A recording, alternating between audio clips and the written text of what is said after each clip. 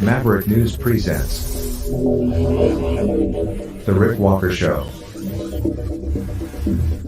Defrag your mind.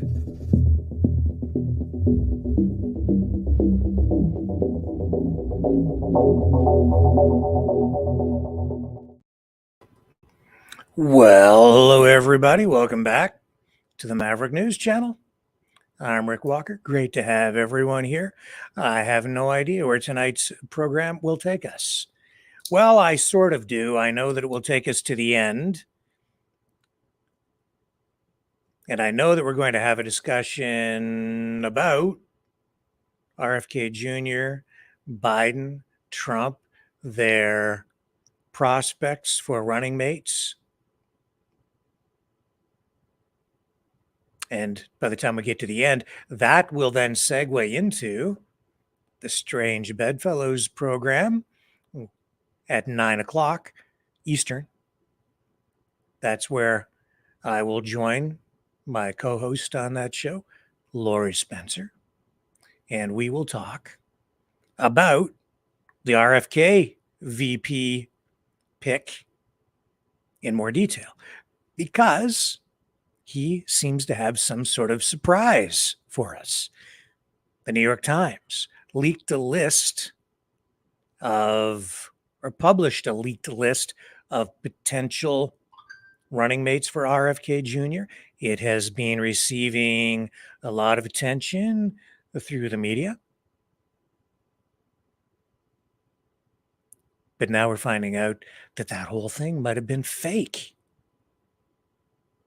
So tonight, we're going to get the inside scoop, because as you know, Lori is directly dialed into the RFK Jr. campaign, and she has a video. I don't know what video it is. It might even be the video that I am going to share with you tonight, but I think she has something different, something more. And even if the video I run, which is out in the public sphere right now, even if that one is the one she has, she really does have the inside scoop on everything going on.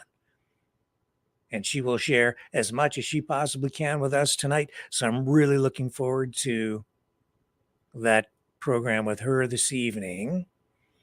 We have a special guest coming on as well, Billy D. A pretty influential, high profile, political influencer, blogger, podcaster. It'll be an interesting conversation. Also tonight, David Menzies arrested again. That happened last night. He's now out of jail, the reporter for Rebel News. And you know what that means? His boss, Ezra Levant, he's cranking up the machine. He's going to sue the Toronto police. World War III. It was it looks like we get closer every day, but fortunately, it looks like we've taken like a teeny weeny tiny step backwards away from nuclear annihilation tonight. Just a tiny step, but at least it's a tiny step in the right direction. I'll explain. And what else do I have for you? Those are sort of the main things. Yeah. Oh, and the Russian election, Putin. I don't think this should come as a shock to anybody, but the Russians, They say that their election, their computer systems may have been hacked, and they're tracing it back to North America. I've been saying every country is doing it to every other country, so no country is immune to this. We'll show you what that's all about as well. So don't go away. We have a lot to talk about, and we'll take another kick at the can with the phone system tonight. Hopefully, we can get that up and running and get some people to call in. So be prepared for that as well. A new number, a new temporary number to call in on, plus the other new number that was the new number replacing the old number from before, which was a new number. So we have another new number, two new numbers, really. So get a pen ready so you can jot that new number or the two new numbers down. Are you following what I'm saying? We'll be right back. Fighting the Great Reset by leading the Great Resistance.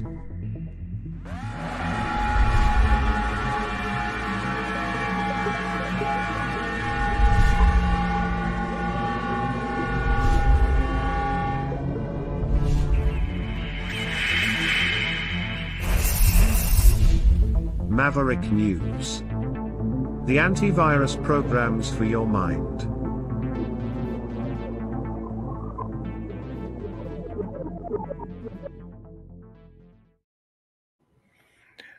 So before we get into all this other stuff, I just wanted to draw your attention to this CBC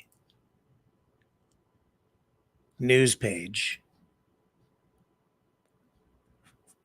All the headlines on the top part of this main news page for CBC television right now focus on electric vehicles.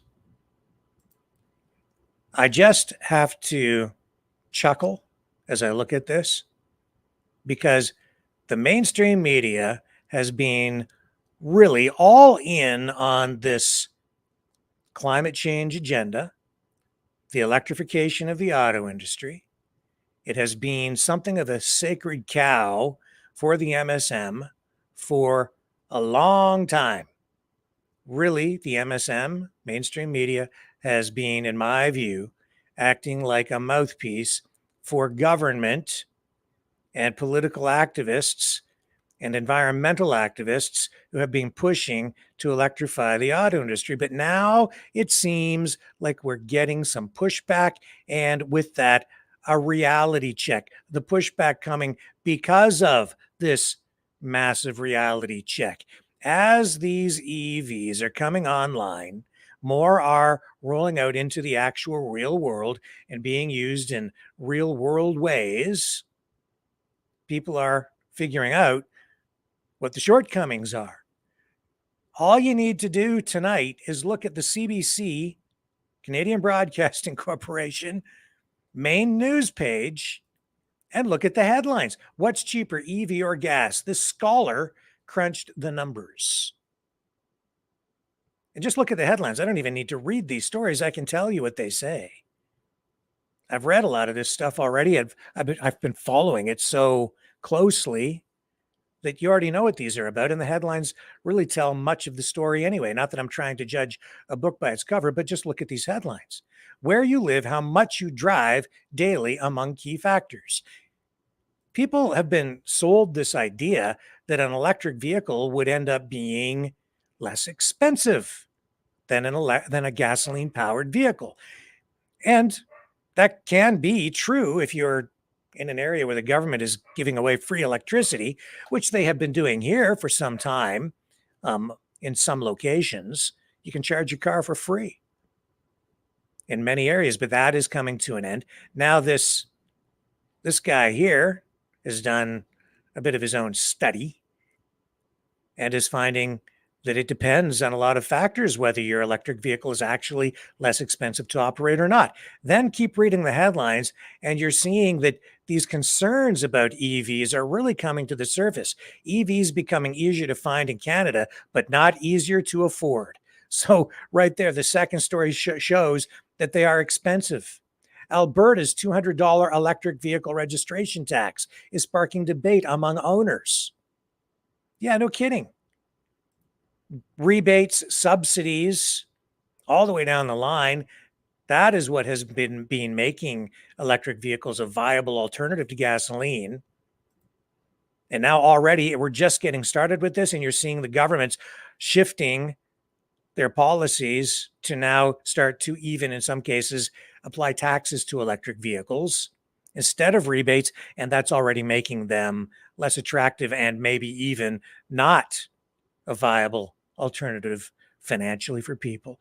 Owner of Leaf EV, this is another headline, says 5 breakdowns have cost him nearly $10,000. So that's a Leaf. That's like an economy electric vehicle.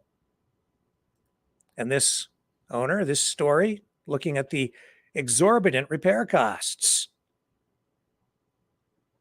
What Canada can learn from Norway, the EV capital of the world. This one here, marketplace, same cars, same charge, different prices. EV drivers face inconsistent, unreliable charging network. We've talked about that. Even the CEO of Ford, who drove across the country in an electric vehicle, produced a series of videos highlighting the need for a more robust charging system across the country. Without it, these EVs are not going to be viable. Certainly not as convenient and maybe not even practical for a lot of people, especially on long haul trips. And then it says here, this headline, who benefits most from Canada's ambitious EV targets? Maybe China. That's what the headline says. And this is from the CBC, which in my view has really been very pro-electric vehicle for a long time. It just shows that we have a long way to go still before these electric vehicles really do present themselves as a viable alternative to internal combustion engine powered cars. Real food for thought there tonight.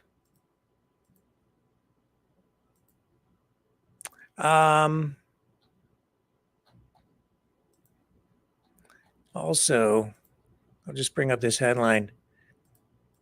Another Boeing aircraft. I was aware of this last night, and it's getting after I got off the air. So here's this headline. United Airlines crew finds panel missing on Boeing 737 plane after landing. So this plane was able to land safely. I don't think they were even aware that this panel had flown off the aircraft mid-flight. A Boeing 737 aircraft operated by United Airlines flew Friday with a large part of its exterior missing, it says in this report. This is on Global News, but it's really a wire service story that they are just picking up here and running on their website. The flight from San Francisco to Oregon landed safely, but upon arrival, crews discovered a broken exterior panel on the 25-year-old aircraft.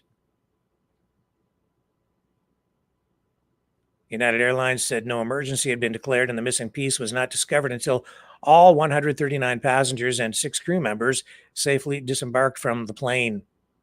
They're going to conduct an examination of the plane and perform all needed repairs before it returns to service. Good idea. The FAA says it has launched an investigation. It's the 7th reported incident involving a Boeing plane just this week. 7. Despite travelers' growing fears of flying with Boeing, aviation expert Richard Levy says the latest incident is not a concern. Meh. Nothing to worry about. He says here the airplane did not just come out of the Boeing factory. It was an older aircraft. The airplane landed safely. Yes, it's going to be an investigation because of the recent news with Boeing, he says. But as far as safety, this does not concern me whatsoever. This guy is a former commercial pilot, just being interviewed for this story, not like a spokesperson for Boeing. We've seen whistleblowers coming forward. We've seen lawsuits. We've seen this one whistleblower now end up dead, apparently from suicide, although some people are beginning to wonder what the circumstances surrounding his suicide might have been. And we've seen a lot of concerns surrounding the 737 MAX. Grounded for a while, issues corrected in software used to control these aircraft. Boeing has a big PR problem on their hands, but it seems to me this is such a it's like such a cluster of incidents. I can't help but wonder if it's just coincidence or if there's something else going on. 7 in that short period of time. How can that be? It is. I'm wondering if there might be some sabotage going on of some kind. I'm just wondering. I can't prove it. It's a question, not a statement. Just a question. And I have no information to support a conclusion one way or the other on that. I'm just asking the question. And I'm sure that the investigators will be looking at that possibility as well. They have to be, with that many incidents. Bolts missing on doors that fly off mid-flight, or that come loose and fall out, or whatever the case there might have been. And with all these incidents, too, of people trying to get into cockpits of aircraft, we've seen several incidents like that within the last few months. It's upside down world, man. It's pretty weird out there. World War III. Well, we're maybe a tiny step further away tonight. In the last, last week or so, we've seen Macron of France coming out saying he would consider sending French troops into Ukraine to go head to head with Russia.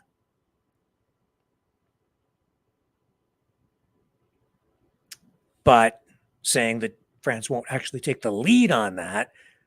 But we are seeing some suggestion or some indication that some Western NATO countries are preparing to implement a draft, potentially, maybe.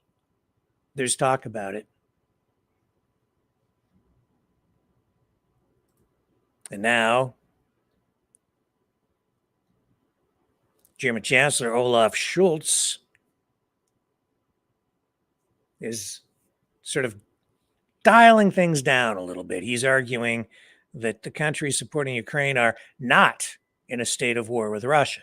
He did participate in a joint news conference with French President Emmanuel Macron and Polish Prime Minister Donald Tusk in Berlin.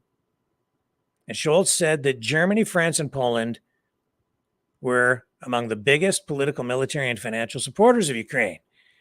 He goes on and he said in this newser that he said, quote, "We stand closely and unwaveringly on the side of Ukraine. We have made this clear from the very beginning, and it will remain so as long as necessary," he said. And he went on and said, "It is clear that we support Ukraine. It is likewise clear that we are not at war with Russia." So those words help dial things down, turn down the temperature. That's a very good thing, because with all this talk of the F-35 now being cleared to carry nuclear weapons, indications that these jets are being positioned in places that might even put them within striking distance of Russia. Plus all this talk about maybe sending NATO troops in to Ukraine to go head to head and fight directly with Russian troops. This helps pull things back from the brink.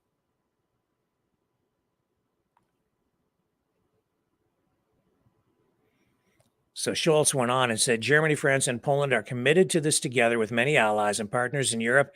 And on the other side of the Atlantic, we will not back down from our commitments," Scholz emphasized. He added, also that the Weimar Triangle, France, Germany, Poland, was very important to the unity of NATO.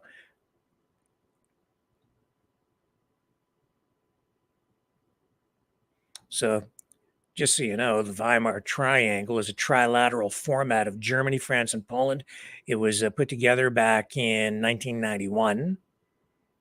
And initially, its goal was to develop cooperation among the three countries and was put together as a sort of a tool to bring Poland closer to the European Union and, of course, to NATO. At least those words are a little bit more sobering. Still very close to disaster, unfortunately, especially with this guy at the helm. Here's a little video that's gone viral of Joe Biden. A lot of Trump supporters sharing this one tonight. This is the guy that the United States people have entrusted the nuclear football to.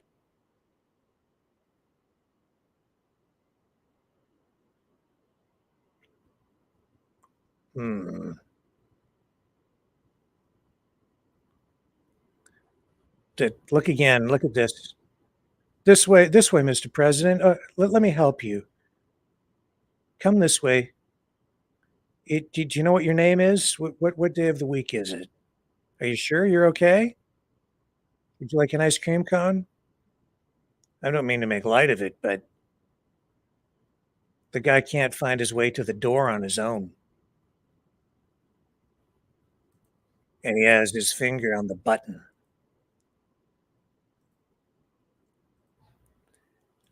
It might make us laugh, but we shouldn't be laughing. I feel sorry for him, actually.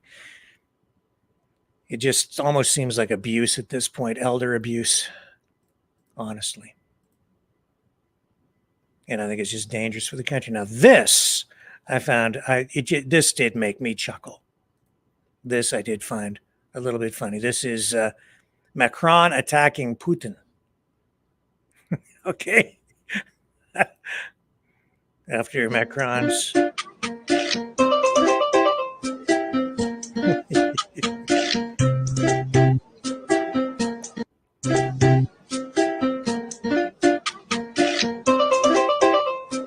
gonna get you. I'm gonna get you. I'm gonna get you. Ah!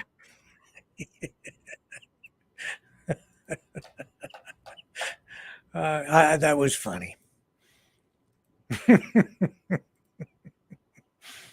So what's going on in Russia right now? Well, we've got the presidential election underway. This is day 2 of voting. Tomorrow's the 3rd day and final day. Things are progressing over there, but they've had some obstacles. I'm going to tell you all about them when we come back on the other side of this. The information war is raging. Truth without integrity is worth nothing. Maverick News. Because those who have power and those who seek it must be held accountable. The world is watching. Join our family of truth seekers. Donate today and add your voice to the chorus of Maverick Knights. Donate at maverickdonations.com. Truth. Integrity. It's the Maverick way.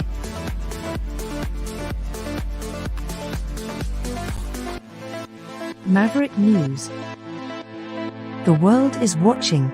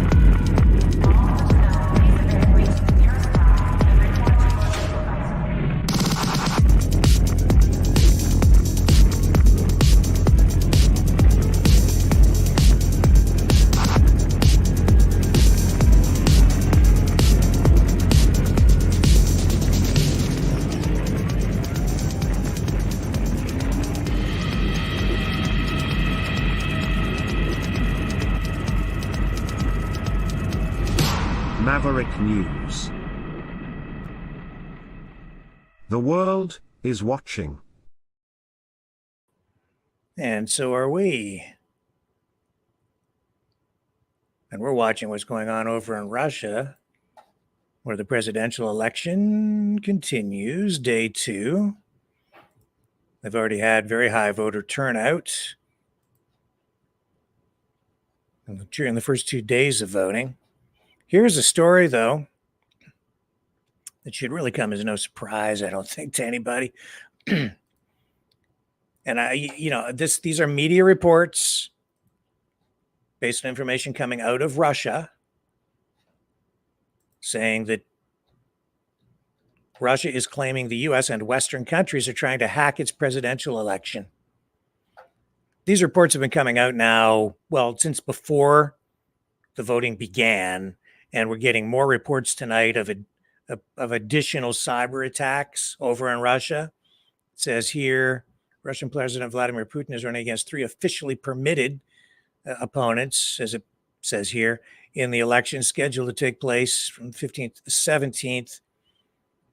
Goes on here talking about cyber attacks, and I've seen reports tonight that as many as 90,000 attempts have been made now to hack into the online digital voting system that is being used over there in Russia.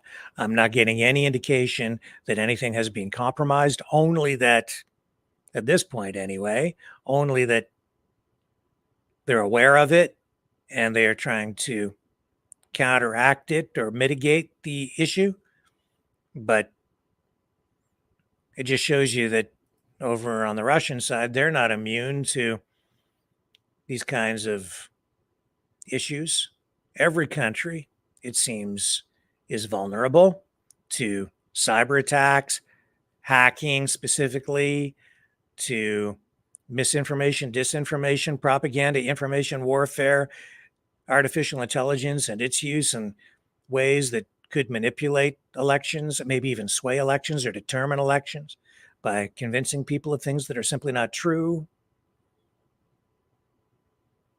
All the things that are a problem over here are also a problem over there. Although from what I'm seeing, some things are less of a problem on the Russian side from what I'm seeing, and other things are maybe more of a problem. Things that are more of a problem appear to be terrorist style, guerrilla warfare style attacks, like we mentioned last night in that interview with Kevin Michalitsy from Crimea. We've seen at least one incident where someone threw a Molotov cocktail into a polling station. We have also seen video that we shared with you last night, stills from that video, of someone dumping green dye into ballot boxes. And in both of those cases, it appears the people responsible may have been pro-Ukraine, anti-war activists. So they're having issues with those sorts of things. And then, of course, you have the ongoing constant information war on both sides, with the West saying that Russia's elections are not legitimate, that they're all basically rigged, dismissing it all, while over here or over there, they're saying, no, it is legitimate. It's just that Putin is incredibly popular. So he's expected, according to all the polls and projections, to win this election handily with about 80% of the vote. And that will give him another 6 years as president, 6-year terms. And in many ways, I think that the 6-year term can actually be better for a country because that can provide a little bit more stability. The 4-year cycle in the United States, it just seems very short. And if a president doesn't get the second term, it seems like they just sort of get started with things, and then the next guy comes in and undoes what the guy before does, and then starts off with something else. We've seen that with especially Obama and, Trump and then Biden. So Trump gets in there. He does what he wants. He undoes all this stuff and puts in what he wants. It takes him a year at least to kind of get things cranked up the way he wants it. Biden comes along, gets in. He undoes on day one everything that Trump does, then starts down a different path. It's like they're so busy undoing what the other person did before and then doing their own thing, especially with these executive orders. It seems very counterproductive and inefficient, but that's the price that we pay for democracy, I guess. And as much as I dislike the disruption and see that it is inefficient, I have to also applaud it and embrace it, because people say the system is corrupt and it's a two-party dictatorship, and I hear all these kinds of things, but at the end of the day, it really is the system itself that limits the power of these politicians and bureaucrats. And in many respects, I still argue that that is honestly the only thing that has been saving us. Can you imagine if someone like Justin Trudeau came into power and the system didn't limit his ability to affect change, or maybe even permanent change? Could you imagine if you had a president who came in and could just affect a change that would be everlasting, change the system even? That's what the system prevents these politicians from doing. It prevents them from becoming true authoritarian dictators that never leave office. They have to call an election after so many years, even in Canada. There is a deadline. So by 2025, Justin Trudeau has to go to the polls, has to give the people an opportunity to vote. He can go earlier, but he has to go next year. I can't remember the exact date, but it's early in 2025. So that's his deadline. That's what he's up against. And, he can't just change the Constitution willy-nilly. There's a lengthy process to do that. It could be done, has been done, but it's a long process, and it should be, because it's that Constitution that limits the powers of the government. Even these executive orders with U.S. presidents.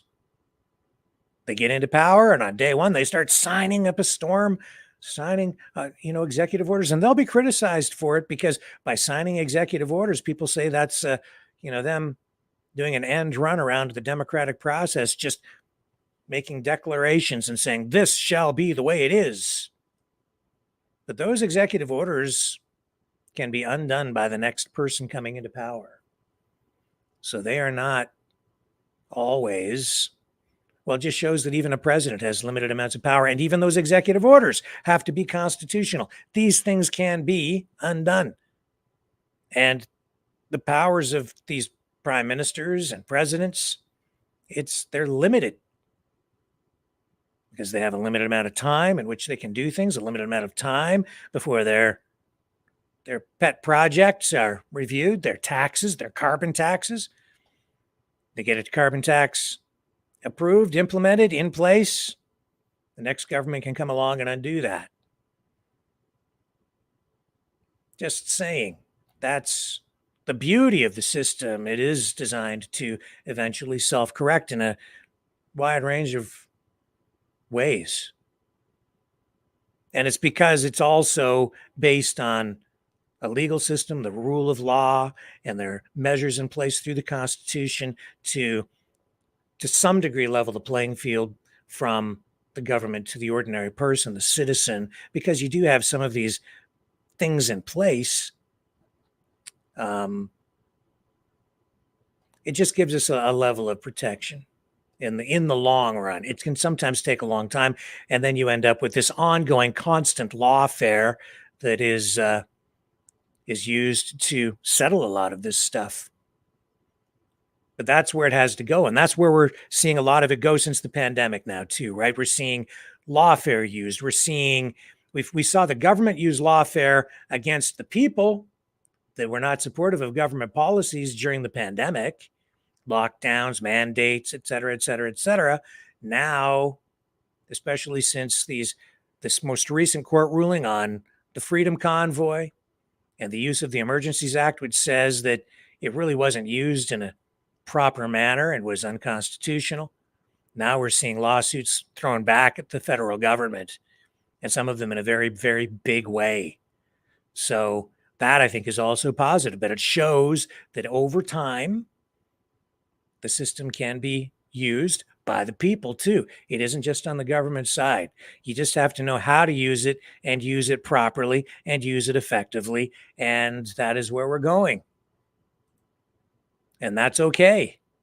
Those are the tools that are at our disposal. It's those tools as well that mean we don't have to go to war. We don't have to have a civil war. Those are the things that save us from those kinds of conflicts, that kind of violence. Again, that's all based on what the system is, though. So be careful when listening to people who say they want to burn it all down, because when they burn it down, it means that we're descending into chaos, anarchy, and quite possibly violence. And that ain't cool. We got to avoid that. So stay with me. More ahead.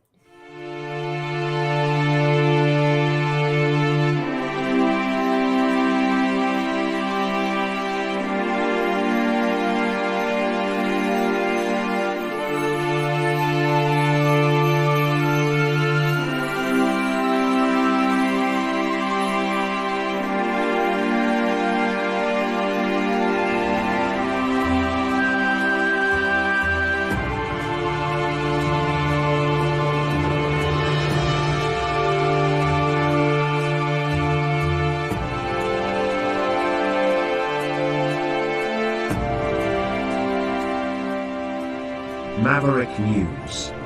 The world is watching.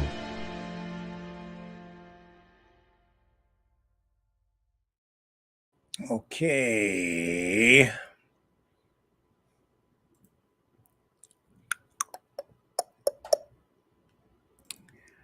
Where shall we go from here?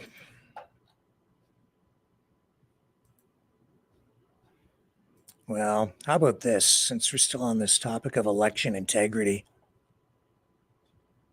This is an NBC report tonight, and this got my attention because of these other stories that we're discussing. And this is about experts warning about AI and the use of it to disrupt possibly the 2024 presidential election in the United States. Experts wargamed what might happen if deepfakes disrupt the 2024 election. Things went sideways fast. Subheading: it was jarring for folks in the room to see how quickly just a handful of these types of threats could spiral out of control and really dominate the election cycle, said one of the organizers. This is also something I've been talking about a lot in the past year. So this story, it's like they had a mock election, wargamed this whole thing out, I guess. And they're talking about robocalls, the use of fake robocalls, AI-generated deepfake online posts. The Department of Homeland Security involved in this exercise as well. Police agencies, they're talking about cybersecurity here. It says here, unlike a natural disaster in which government agencies work through a central command, America's decentralized electoral system is entering uncharted territory without a clear sense of who's in charge. This is from Nick Penniman, CEO of Issue One, a bipartisan organization promoting political reform and election integrity. In here it says, in a mock White House Situation Room around a long table, participants played assigned roles, including as directors of the FBI, CIA, and the Department of Homeland Security, and sifted through the alarming reports from Arizona and Florida and numerous other unconfirmed threats, including a break-in at a postal processing center for mail-in ballots. Anything that can go wrong probably would go wrong. Maybe it has gone wrong. It goes on, it says, conferring with the tech companies, players who are government officials, in quotation marks, playing government officials, struggled to determine the facts, who is spreading deepfakes, and how government agencies should respond. This news anchor, Alex Witt from MSNBC, also took part in the exercise. He played the role of the president of the National Association of Broadcasters.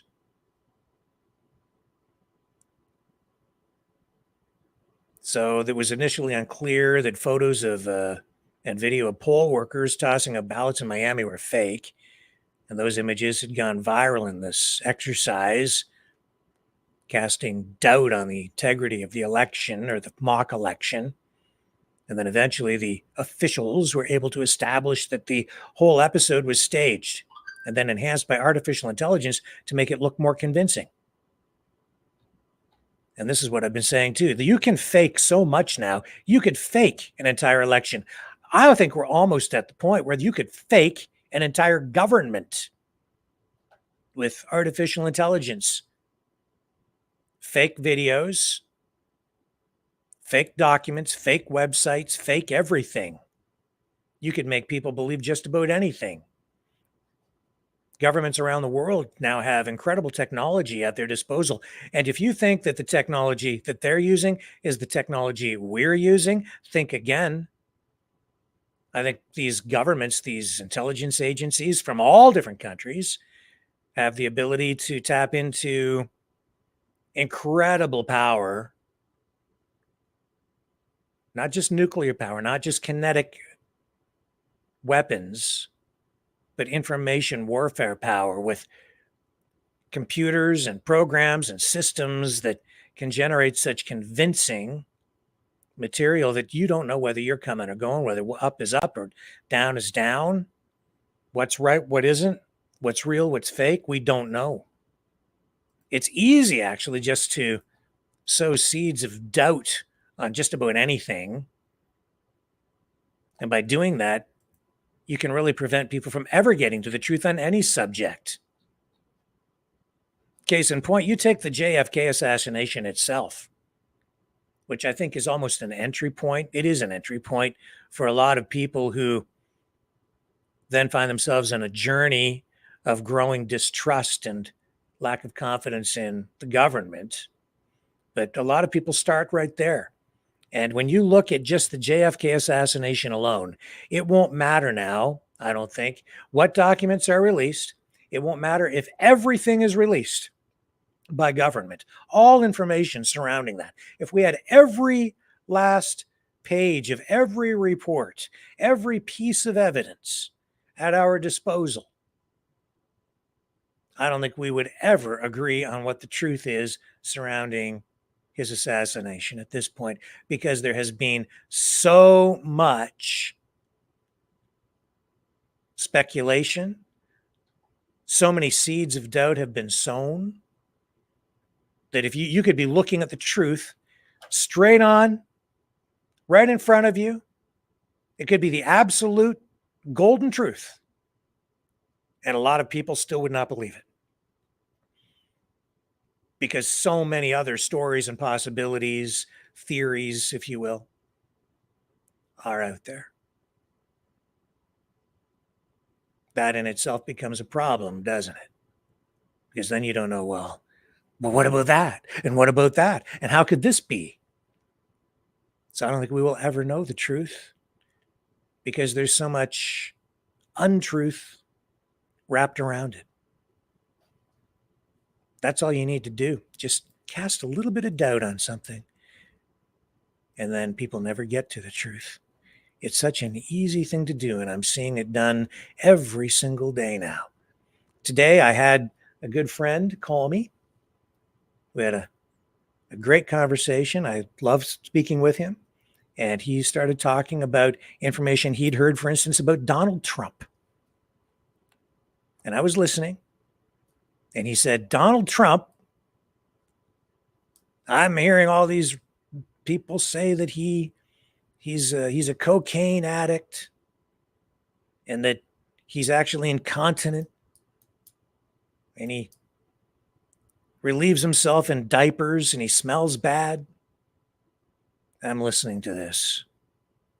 And I'm like, no, this is just people sowing seeds of doubt, throwing out false information to try to discredit Donald Trump, assassinate his character through innuendo. That's all that is. I see no evidence of that in any way. There's just nothing to support that I've seen. Cocaine, drug use. Donald Trump, listen to what he says. Look at him. He's come out strongly against any kind of drug use. He doesn't drink. He doesn't smoke. He's a germaphobe. I certainly don't see any evidence that he's wearing diapers. But a lot of people are believing it. They're believing it. And I have to turn this off.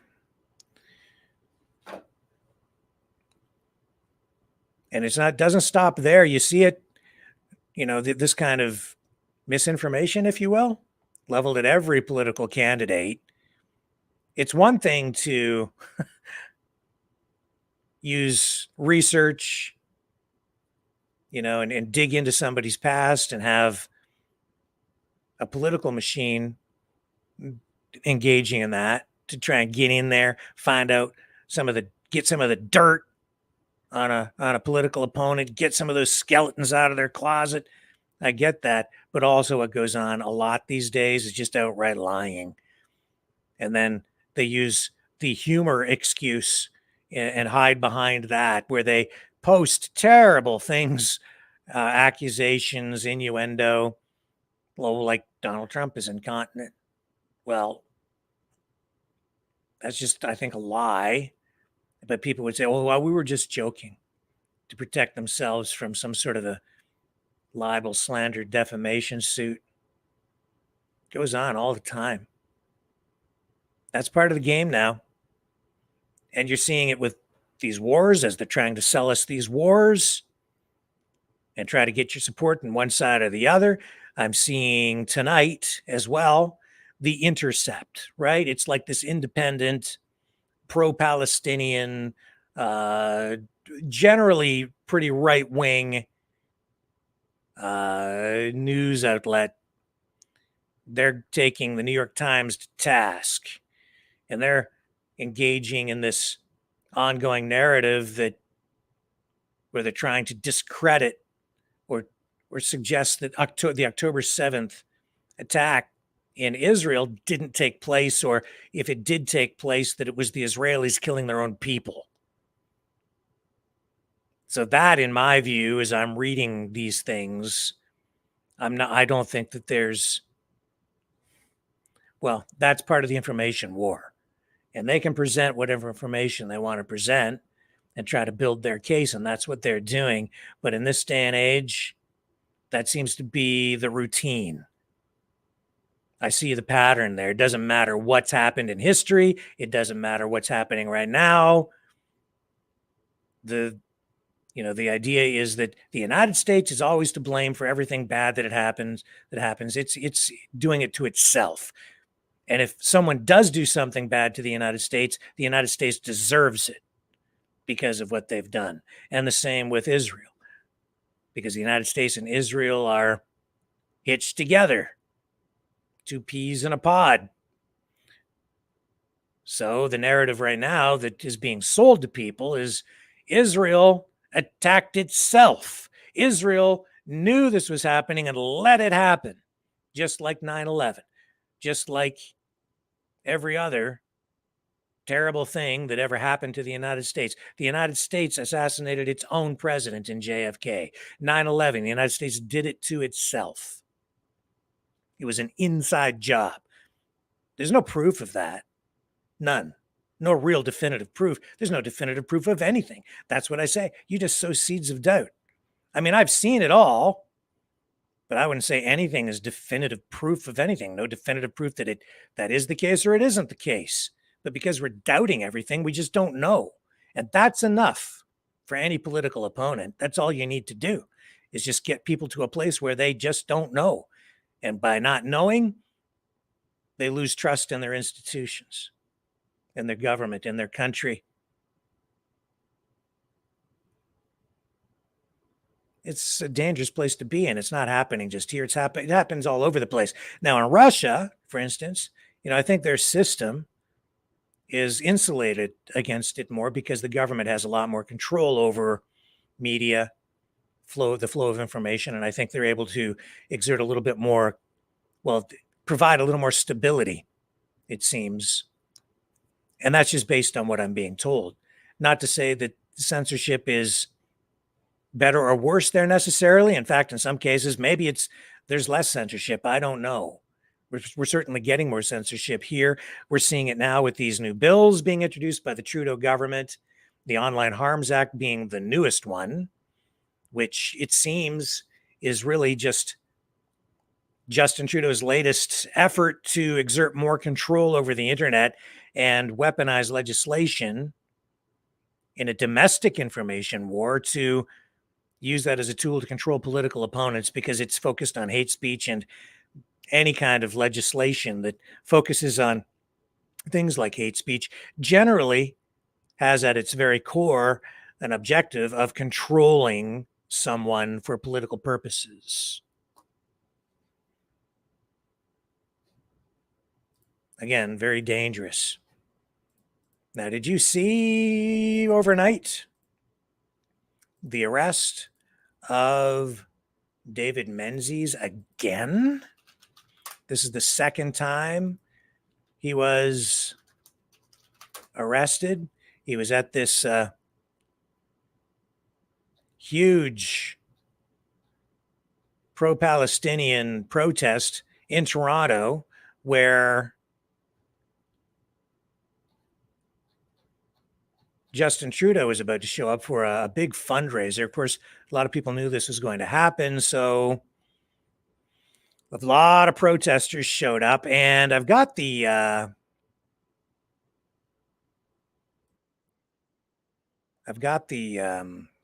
latest video here of this. He's now been released. I want to run this for you, because I don't like to see any journalist arrested, obviously. And the circumstances surrounding this one, again,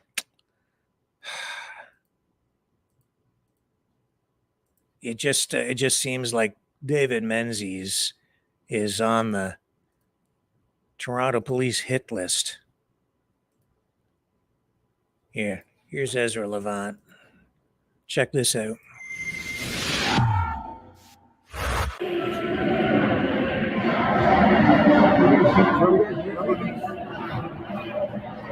There he is arrested. This is when he stabbed him. But he'll get into it more.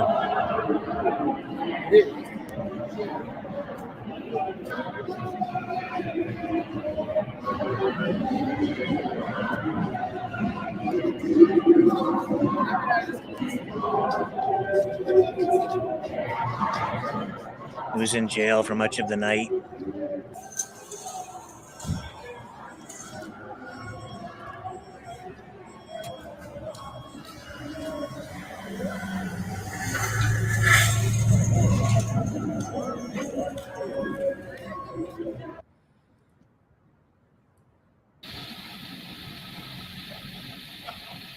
Menzies is here.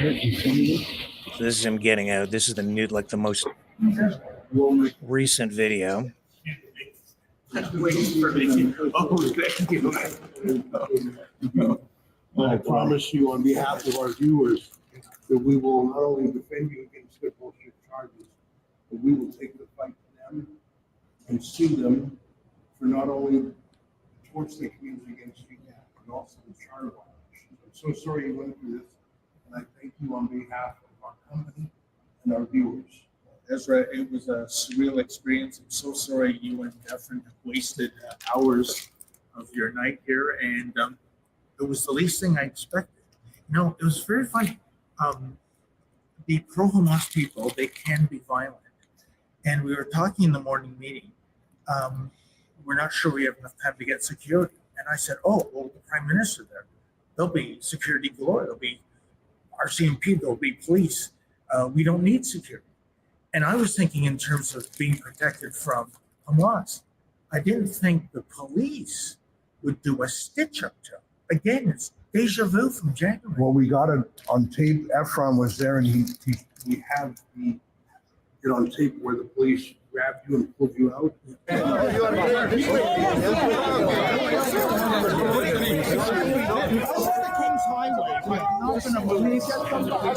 What is going on now? We just want you to what's the problem?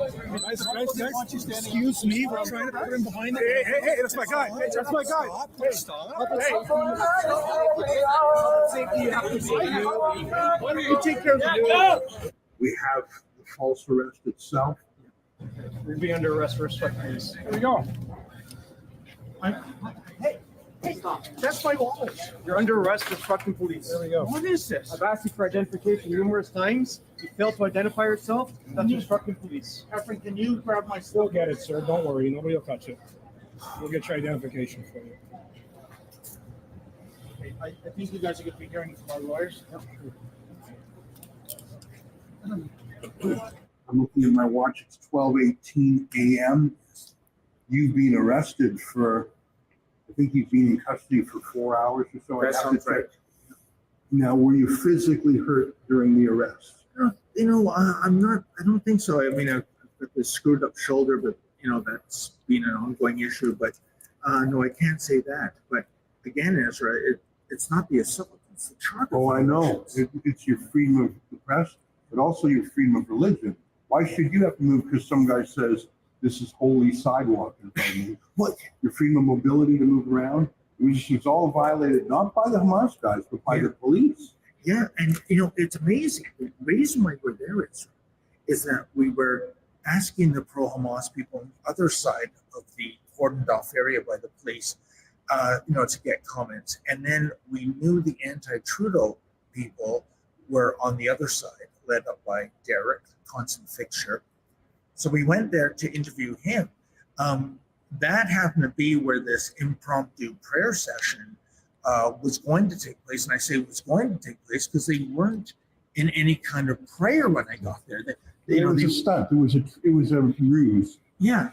And I was looking for Derek, and then I recognized the individual who had stolen Lincoln Jay's camera. Now the one. Yes. He's the thug. He's the leader of these Hamas thugs. He seems to be getting the orders these days from law enforcement. Well, I mean, if he doesn't have them delivering coffee to him, Yeah. he's giving them orders. Yeah, I got one more question before I forget. What was the cell you were in like? And I know you've been arrested before, for example, in Montreal. Just tell me what it was like in the holding cell. It was cleaner than Montreal. I will say this, Ezra. They say time flies when you're having fun.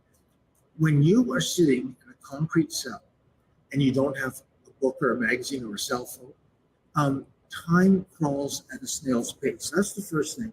The second thing is, it's just a sanitary issue. There is a toilet right beside that little, concrete bed, but there's no warm water. There's no soap. There's no toilet. And No toilet. I know. I don't understand. And it looked like somebody had taken paper towels and put some sticky stuff on it and had thrown it up to the ceiling because, you're lying there and you have nothing to do. You're looking at the ceiling and there's all these like paper towels that have hit adhesed. It's so gross. And you know what? It's that way on purpose as a kind of humiliation. How are the police themselves? I mean, we saw some of the folks who arrested you. How were you treated when you were brought here and when you were put in the cell? They were friendly. I will say that. They were doing their job. And you got a phone call from the lawyer, Leora Shemesh? I did indeed. Okay. And did she, how long did you speak with her for? Probably a good 5 or 6 minutes. Okay. And she basically said she'll be representing me and, take the paperwork, which I have, and she'll go to the court. So we crowdfunded Leora Shemesh. We did a quick video of your arrest. Okay. And I want to say thanks to viewers who have chipped in at standwithdavid.com. We're not just going to play defense on this. I'm sick of this. Yeah. And I can only imagine you're sick of it. We're going to sue the Toronto police because they have become politicized. and biased. There's two-tier policing. They are violating the charter rights of journalists. And no one has said no to them yet. Not the mayor, not the police chief, not the Toronto Star. So we're going to say no to them. We're going to ask a judge to say no to them. And we've done this before for other journalists. Our friend Avi Amini in Australia, he was falsely arrested again and again and again until we sued the police. And they actually wrote him a lengthy apology. We're suing the RCMP. We're going to sue the Toronto police. And we will not abide the abuse from the Hamas thugs, nor will we abide it from the Toronto police. And I want to tell you that. I don't want to keep you longer. Have you had a chance to call your wife since you got out? No, I haven't. You know, I'm sure she wants to get a call from you. We'll let you go because it's really late. Yeah. I would just say to our viewers at home and around the world, 200,000 people have watched the video of your arrest in the last hour. So people are outraged, as they should be. On behalf of Rebel News and myself, I want to thank people for standing with David. And I pledge to you that we will not stop simply with his acquittal. We will continue thereafter to go after the police until a judge puts them in the right place. Last question. What were you charged with? It was, you know what? I think it was causing a disturbance. And You had a Hamas intifada near riot, and they charged you with causing a disturbance. yeah, and let's see. This is the detective that we have to deal with, Ezra. And also the second charge was violating my peace bond based on the fake arrest of the LCBO manager, Ashley Metella, who falsely accused me of assault. So I had to sign a peace bond, which Struck peace officer, breach of peace bond. yeah. Absolutely outrageous, and we're not going to let this stand. We're not going to let Toronto turn into Gaza. David, let's get you calling your wife, and we'll say goodnight and thanks to our viewers. Cheers. Thank you, Efren. Thank you, everybody.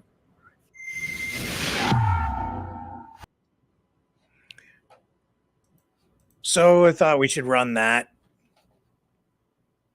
because we're independent media. They're independent media.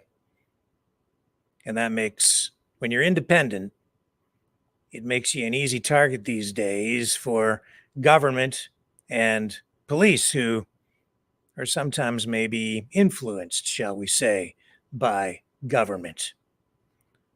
I'll be right back. Do not go away.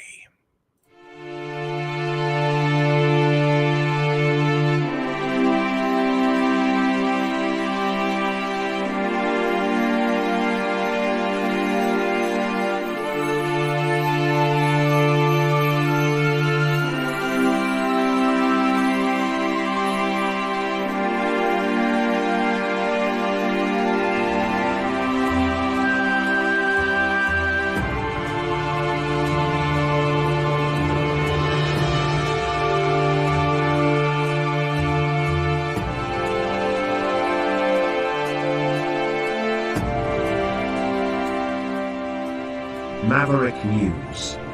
The world is watching.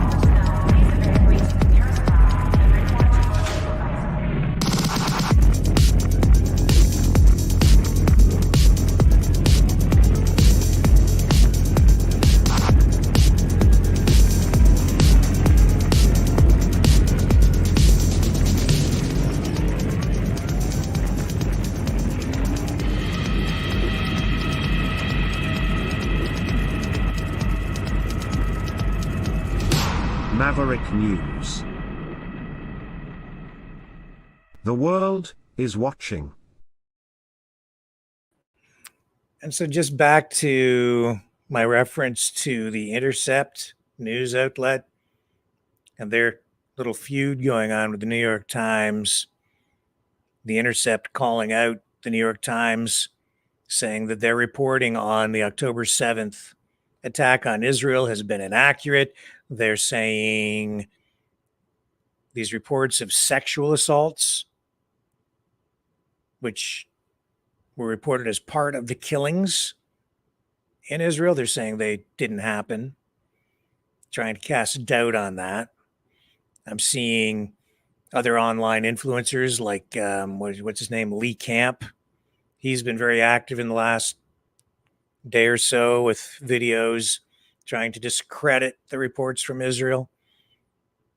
So there's an online focused campaign aimed at sowing seeds of doubt, I would say, on everything that happened on the Israeli side to bolster the Palestinian position. But you can see the bias, I would say, on both sides when it comes to reporting on this war. You can clearly see that in many cases the slant on this side or that side. It makes it difficult to know what the truth is because the propaganda is mixed in with the truth.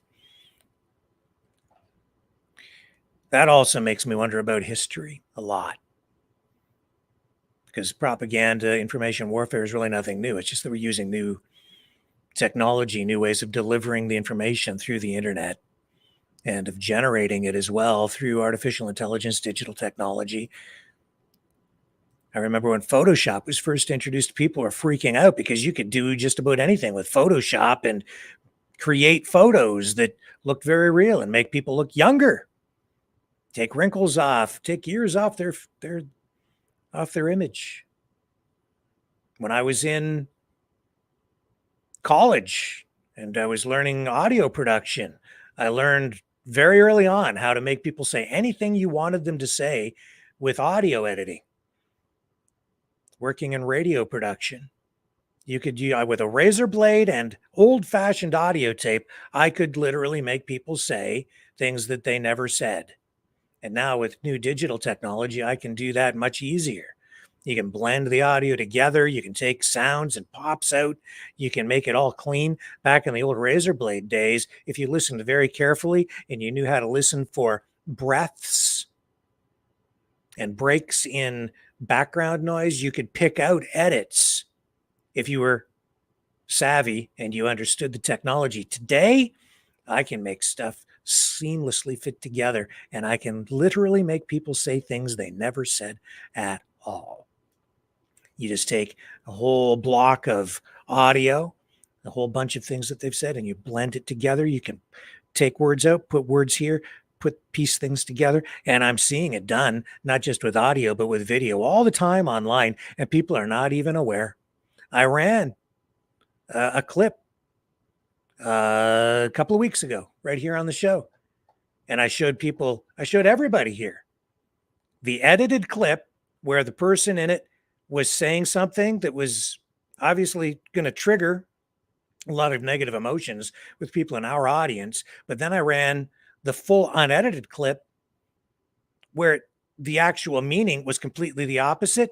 And most people were not even understanding what I was showing them. They were still thinking that the edited clip was the truth, and the longer unedited version, they didn't even understand the difference. But the shorter clip was easier to digest in people's minds.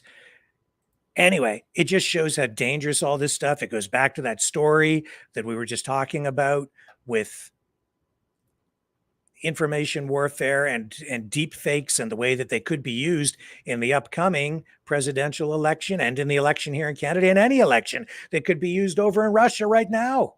Maybe you could unseat Vladimir Putin in spite of all the advantages that he seems to have and as popular as he has. Who knows? Maybe the CIA could execute some sort of a coup within Russia simply using digital information warfare, deep fakes, and artificial intelligence and AI generated memes and videos. Just saying. Don't discount the impact that that's having already, not just on our electoral process, but on our society, on you, on me, on everyone, on what we think, things we think are true that are simply not. Donald Trump wears diapers. I don't think it's true. Prove me wrong. Pierre Poilievre is a member of the WEF. Prove me wrong. Prove me right. What do you think?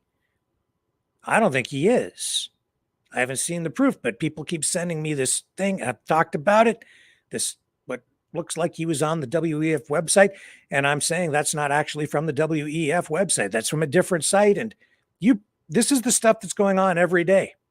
But it goes way beyond that. People believe in some pretty crazy stuff out there because they're being fed the information that I think is often just not true. But at least with what we just saw there with Rebel News, they're fighting back. They're using lawfare. They're using the system to hold police to account and the government for what happened to David Menzies again. That's important. That's effective. That's where you need to go.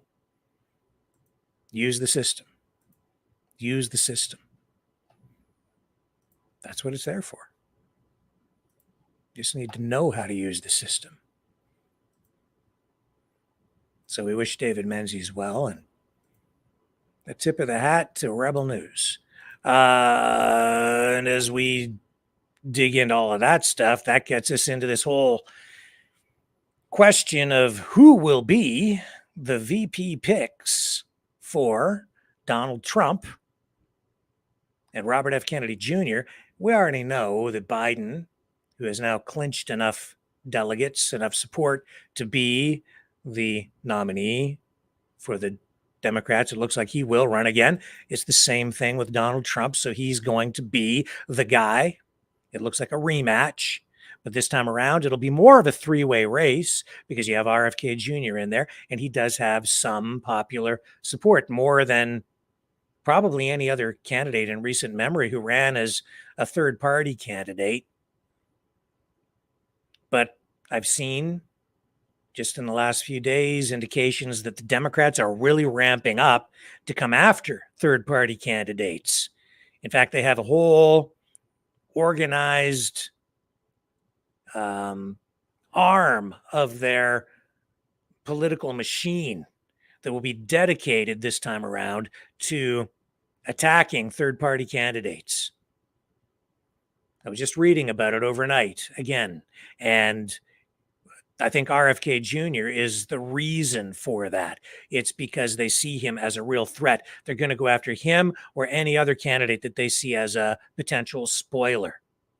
I think they're maybe misreading the situation. I think Trump is misreading it. I think they're misreading it. I think a lot of people are misreading the impact that RFK Jr. is likely to have. A lot of people think he's going to pull from the Democrat side in terms of support. I don't think so. I think he's going to pull more from the Trump side. I think he appeals more to Trump voters. He's a populist candidate. He was with the wrong party from the very beginning.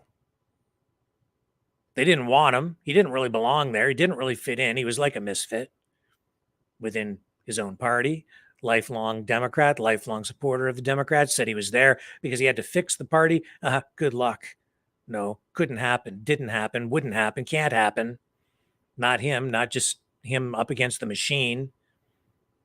It needs to be a broader based effort within the Democrat Party. He can't do that alone. So they cast him out. They don't like him. They don't like his talk, his position on vaccines. They don't like his position on a lot of things that they consider to be conspiracy theories. And then we're seeing within the RFK Jr. camp all this talk about, well, who's going to be his running mate? Who's going to be his running mate? Within the last week, we saw this list released by the New York Times, which now overnight I'm hearing from Lori that that list might just be fake, might have been fake all along. Like maybe it's none of the above from the list. The two finalists that we saw in there, who was it? Aaron Rodgers, the football star, and Jesse Ventura, the wrestling star, former governor of Minnesota. Now we're hearing, no, probably not either one of those guys. We'll show you why. And Trump, what's going on with him? Who's his VP likely to be? Who's his running mate possibly going to be? Who, like Vivek Ramaswamy? I don't think so. Some people think maybe. Well, who else might it be? Well, we know who it's not going to be. It's not going to be Mike Pence. Pence just came out within the, I think it was yesterday. And in an interview, he said, I am not going to endorse Donald Trump. Pence dropped out fairly early in the race where he was challenging Trump for the leadership, for the nomination of the GOP. Ended his run for the White House that way, but now coming out again and making a public statement on that in an interview. Make no mistake, he did that on purpose. And other people wanted him to do that on purpose. For whatever reason, Mike Pence sees Donald Trump as some sort of threat to the country. That much I think is clear. There's a switch that's been flipped inside Mike Pence. I don't know when that happened exactly. Maybe on the day of January 6th, maybe a little bit before that. I think it was around that time where they parted ways. Trump, of course, wanted Pence to take steps to not have that election certified. And Pence on J6, and then after, went ahead and did just that. It comes down to a question, again, about election integrity. Do you believe that the election was lawful, that it was legitimate? That's really at the core of so much of what has been going on, isn't it? If you believe that it was legitimate, then you're probably on the Democrat side. If you believe that it wasn't legitimate, then you're likely on the other side. You're going to be on the MAGA side. And it shows how extreme people's views can be on something like that. Because if you believe that an election was legitimate, then you would say that it's your duty to defend the country against anybody who might otherwise try to overturn the results. But if you think that the result was not legitimate, then you would be equally passionate on the other side and see it as maybe your duty, your patriotic duty, to challenge that, maybe up to and including overthrowing a government, whatever country you might be in, right? So you can see how people can be so deeply divided over such an issue and why election integrity is so important. People need to not only see an election, an election not only needs to be fair and have integrity, it needs to be seen that way. If you have a legitimate election and seeds of doubt are sown, then you've undermined democracy that way anyway. And the election, therefore, is useless in many respects. It's especially dangerous when you have about half the country believing that it is and half the country believing that it isn't. That in itself is just about enough to tear a country apart. You don't even need to undermine the integrity of an election, rig it. All you need to do is sow seeds of doubt. And I'm not saying that it was rigged or wasn't rigged one way or the other. All I'm saying is that's all it takes. And that's why we're seeing such disruption, such destabilization, such instability in Canada and the United States right now, especially in the U.S. People have lost confidence. And a lot of that is because of information warfare and also because of what we saw during the elections themselves and the changes and the shenanigans that go on. And that's why there needs to be a very clear set of rules as well. These are not easy things to fix. And so as we enter into this election season, things are going to get real, real hot. You're going to see all kinds of disruption in the streets, all kinds of protests. You think that, what we've seen in the past with Antifa clashing with counter protesters and on and on. It was, that was nothing, I think, compared to what we're about to go through this time around. This has an entirely different feel. Donald Trump, everything surrounding him right now has a really different feel than it did certainly back in 2016. There's a lot more anger out there. He carries a lot more baggage. He is a politician now. He wasn't in the beginning, he said. Oh, he's a politician now. He's seasoned and he's been around. And they've hammered on him and they've come for him and they've now thrown so many people in jail for political reasons that there's real, genuine, real seething anger. Beware. We're in for a rough ride, folks. So who's Trump going to have as his VP? I don't know. Some people were saying Tulsi Gabbard would be a good pick for RFK Jr., and they apparently were speaking with her, but now she's not talking to them anymore, and she just recently had she just recently was involved in a fundraiser at Mar-a-Lago for Trump. And here she is speaking about how she loves her country. And some people saying, hey, Tulsi, don't support Trump because, he's dangerous. Some people view him as being very unstable. Other people are saying, yeah, Tulsi, that would be a winning ticket. And I think she'd be a great choice for him. But is it going to happen? Some people are saying no, because if you remember on the impeachment question, I don't recall this, but I guess she voted in favor of impeaching him. I love our country deeply. I don't hold office. I'm not here to campaign or ask for votes. I'm here to ask you to join me in this fight for our freedom. Now she's not a Democrat anymore. We need to sound the alarm to those who aren't yet hearing it. It's what I'm dedicating my life to between now and November 5th. I'm not here to tell you how to vote or who to vote for. I'm here to ask you and challenge you to encourage others to stand up and defend freedom. To take some time, as we do during Ramadan, as we should do more often than once a year, is to study the Constitution. Look at the Federalist Papers. Understand how powerful that vision was our founders had for our country, and how critical it is for every one of us to continue that legacy as we strive to be that more perfect union together as Americans who love this country deeply. There may be some bruises that you'll get along the way, because as Jody has experienced, and many of you may have experienced, those who feel threatened will stop at nothing who stand for freedom. Put on that suit of armor and know that we stand on the right side.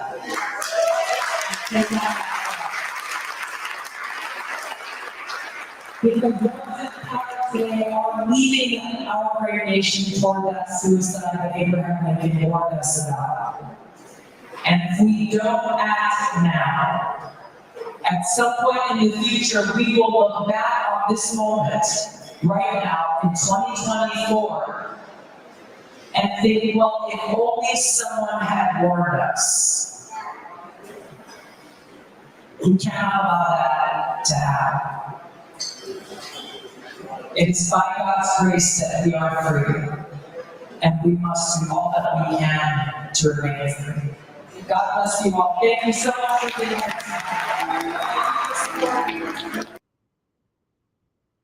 Tulsi Gabbard, I've always liked her, even when she was a Democrat and she was running for the nomination to run as a presidential candidate for the Democrats. I remember a good friend of mine, young lady, she messaged me and she said, I'm so confused. She speaks like a Republican. She sounds like a conservative. I was like, Yeah, she does. It is very confusing. And at the time, I said if she were to run against Trump, she'd give him a run for his money. She had the narrative down. She was just, again, with the wrong party, just like RFK Jr. But it's not going to happen on the RFK Jr. side. Could it happen with Trump? I think it could. I think she'd be a great choice. But as was pointed out to me, apparently she voted in favor of impeaching him. And he probably hasn't forgotten that. So he's looking for somebody, I think, that would never take a knife out and stick it in his back after his experience with Mike Pence. Now, was Mike Pence sticking a knife in Trump's back, or was Trump sticking a knife in Pence's back? That depends on your perspective as well. And I know Pence is not very popular these days. But I've taken some time out to read some alternative points of view from political pundits on the Democrat side, and they're viewing Trump right now again as, I mean, quite honestly, as like a Nazi, literally as like a Nazi. That's how they view him. I have to confess that this time around, there does seem to be more anger, more darkness surrounding the Trump campaign than there was before. I can't quite put my finger on exactly what's going on with it all, but it absolutely has a different kind of feel. Makes me a little leery. The RFK Jr. camp is embracing a little bit more positivity, maybe a lot more. But at the same time, I also see that it seems to be almost a campaign that keeps shooting itself in the foot. Controversies, problems with fundraising, people within the party attacking their own candidate over the Gaza issue, Israel, when every other candidate, all of them support Israel, and RFK Jr. does too. He's being the candidate that everyone attacks on that issue. He's like their punching bag, and he's their own guy. I don't get it, but there it is. Who's going to be his running mate? Well, the New York Times came out with his list. Who was on that list? Well, the short list, two guys, basically, Aaron Rodgers, the football star, Jesse Ventura, the former governor of Minnesota and wrestling star, movie star. Seems like RFK Jr., at least his campaign team anyway, and if there is any legitimacy at all to the list, they're focusing on celebrities, looking for some star power, I guess. Maybe.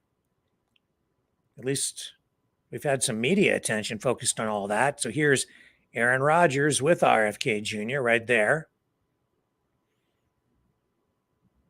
And there's Robert F. Kennedy. So Aaron Rodgers is reposting the RFK Jr. Twitter post saying, with Aaron Rodgers in Santa Monica, my dad said it best, moral courage is a rarer commodity. This is what RFK is saying. Moral courage is a rarer commodity than bravery in battle or great intelligence, yet it is the one essential vital quality for those who seek to change the world, which yields most painfully to change. And just as you scroll through and you look at the Aaron Rodgers X account, does this look like a guy who is ready or being courted for a possible running mate position with a presidential candidate? I don't know. Like, he's retweeting this stuff from Kennedy, but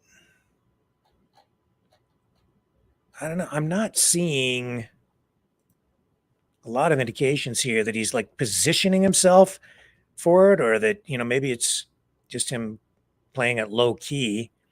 He has come under fire because he was listed as one of the two main guys in mainstream media.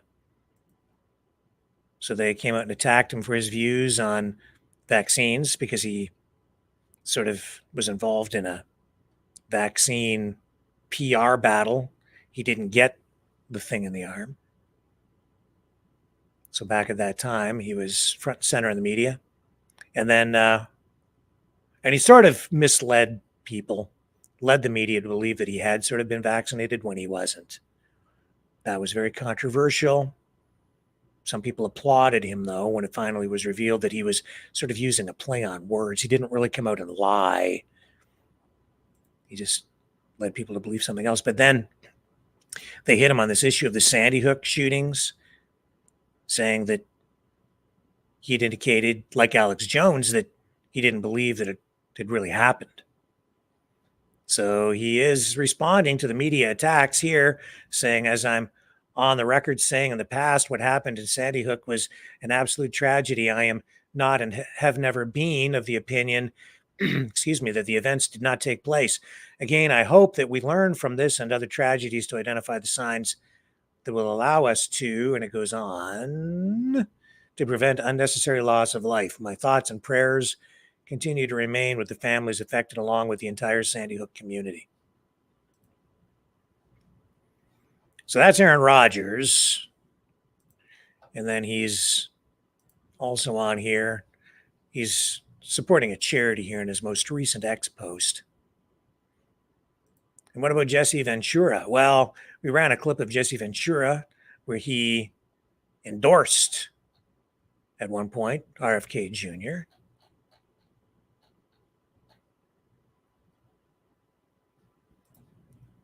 Let's just take a look at his X page. Is this a guy who's positioning himself tonight to be RFK Jr.'s running mate? Has anything been said to him? Because we're getting all kinds of indicators that RFK has already made up his mind. He just hasn't made the final announcement yet. Jesse Ventura, die first, then quit. on his homepage here on X. Says, I support all third-party and independent candidates running for U.S. president this year, from Cornel West to Dr. Jill Stein to Robert F. Kennedy Jr. and everyone else not running under the Democrat or Republican banner. We must end the duopoly of Republican and Democrat. So he's supporting all the third-party candidates. He's not just saying here that he supports RFK Jr. Well, that might be, in his mind, a proper strategy if he's in the on the short list for RFK. But if I were on a short list and I really wanted the job, I wouldn't be posting stuff like that. I wouldn't be saying it that way. That's me.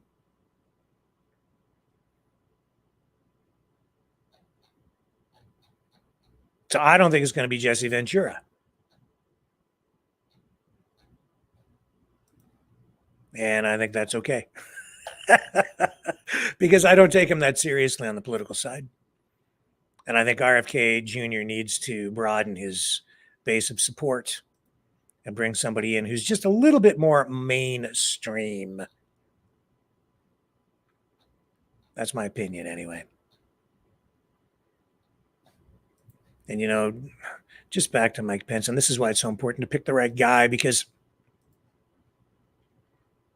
somebody who, on the one hand, for RFK Jr. is going to be very difficult because he needs to find somebody who shares his views on key issues, many of which are controversial, but at the same time is seen to be more mainstream so that he can be more accepted onto the Democrat side to pull more support from that. He can't win unless he gets support from both sides of the aisle. He needs to broaden his support. And even within Republican and conservative circles, he needs to be seen as more mainstream in order to get those middle ground voters. And if you look here at Pence, he's just taken it since him saying that he will not be supporting Donald Trump. Even here, you just look at what people are saying about him.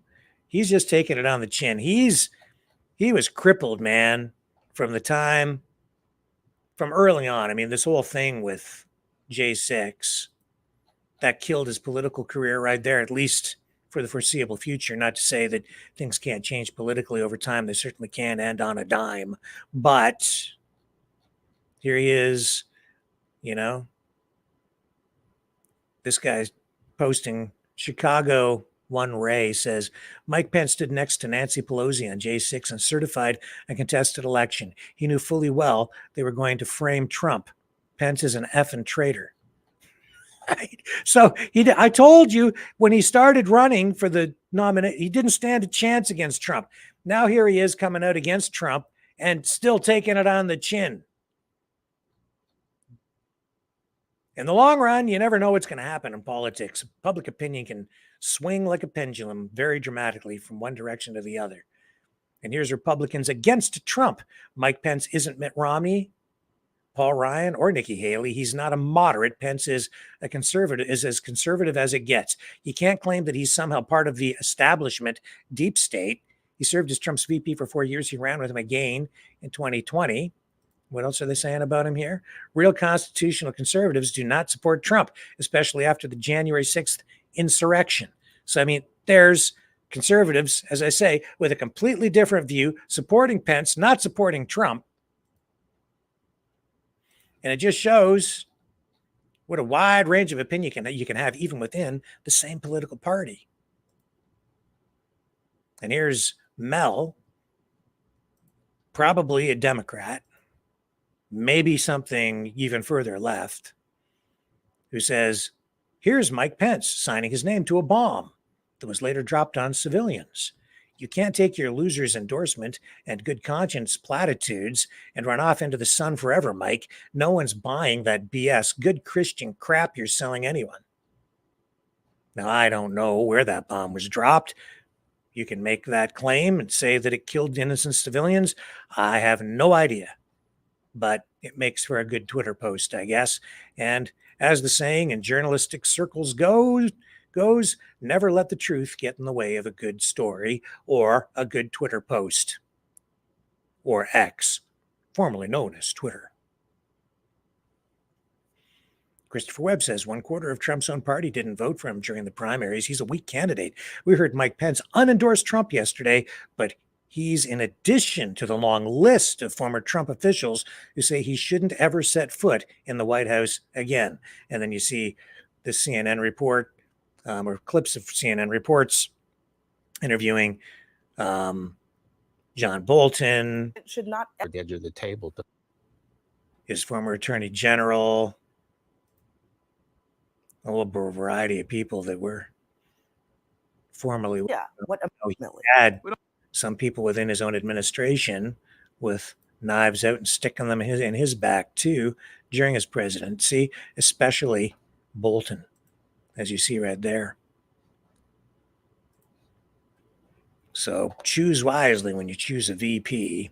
Things seem to be going pretty well in the early days of the whole Trump presidency. Then the pandemic hit and everything really changed. And it seemed like a lot of the time, I thought Pence was actually a good choice initially because he was so sort of deadpan, even keeled, steady as she goes. And every time Trump would rock the boat, he'd sort of like smooth the waves out, come in and kind of calm things down on the other side. He was pretty masterful with his words, minimizing the reverberations that would come from like a Trump verbal barrage against an opponent or some issue. And sometimes where he would put his mouth right in his own foot, Pence would come along from behind and rescue him sometimes with eloquence and political experience that at the time Trump certainly was lacking.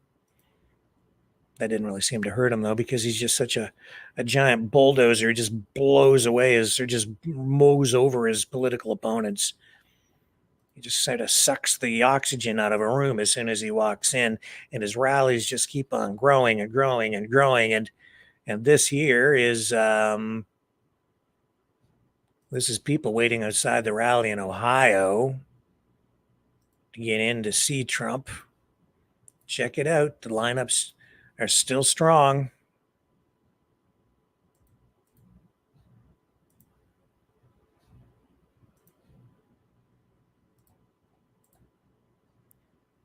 And it's not playing. I don't know what the heck the problem is here. Let me just pull it down.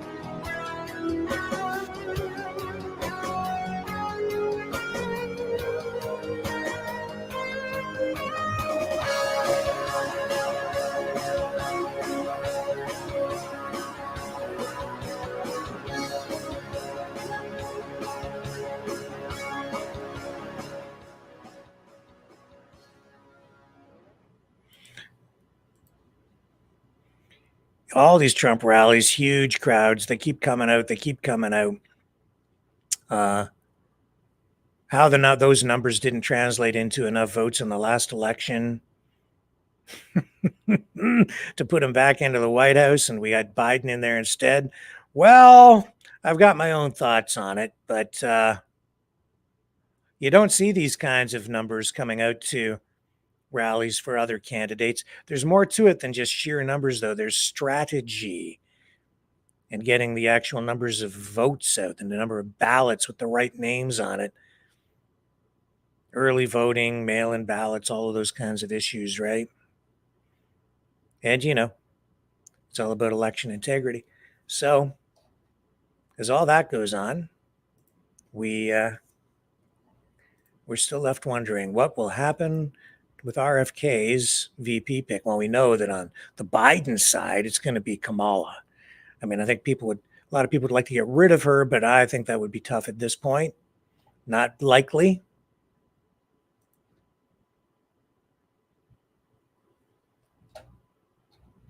But she's, I would say, not popular overall. Just look at the Twitter posts about her tonight. Wide range. Here's Don Lucer, Kamala Harris. Oh, I'm not even going to read that. That's probably going to get us sued because it's so defamatory. Whether it's true or not, I have no idea.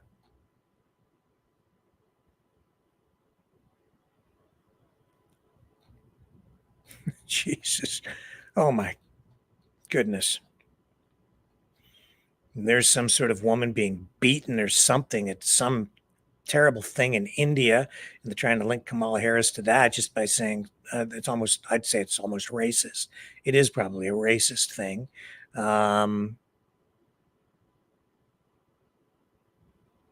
They are all corrupt posts replying to Kamala Harris and Joe Biden. Kamala Harris is a fraud. She's a 14th Amendment anchor baby born to, yeah.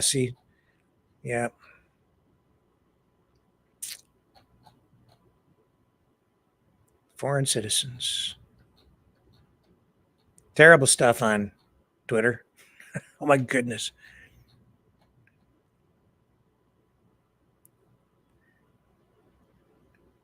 The Mr. Person guy posts, Kamala Harris is an actual joke. Nobody should have to go to jail for smoking weed. During a time as California's Attorney General, over 1,500 people were sent to jail for cannabis-related offenses.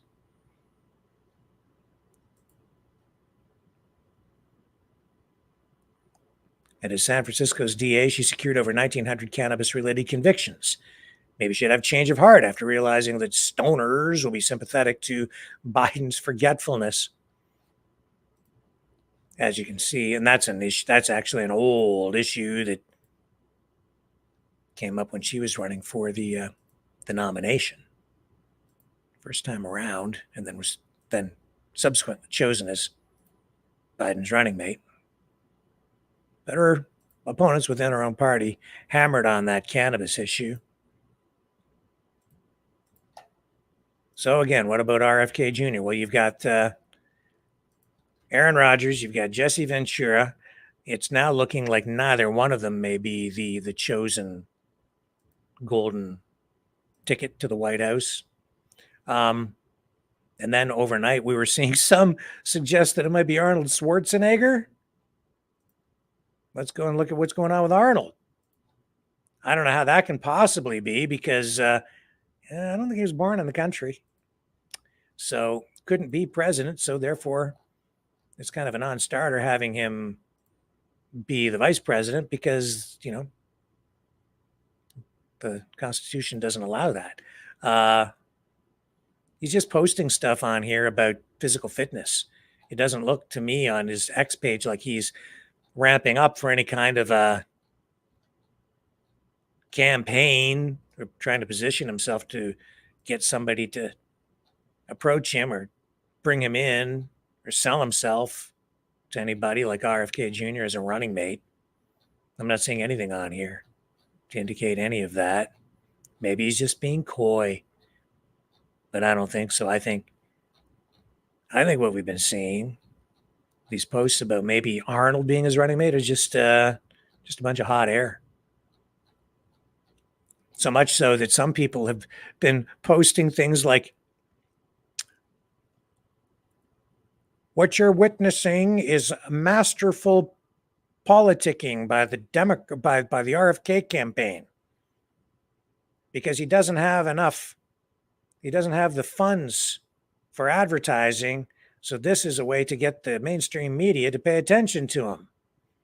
I don't think I don't think they're playing 5D chess. I don't think so. Me personally, no. I don't think Schwarzenegger was ever a thing. I think there's just people doing this and posting. And tonight on Strange Bedfellows at 9:00, following this broadcast, I'll be on with Lori, and she has the inside scoop on what's going on with RFK Jr. and his campaign, what his plans are for a running mate.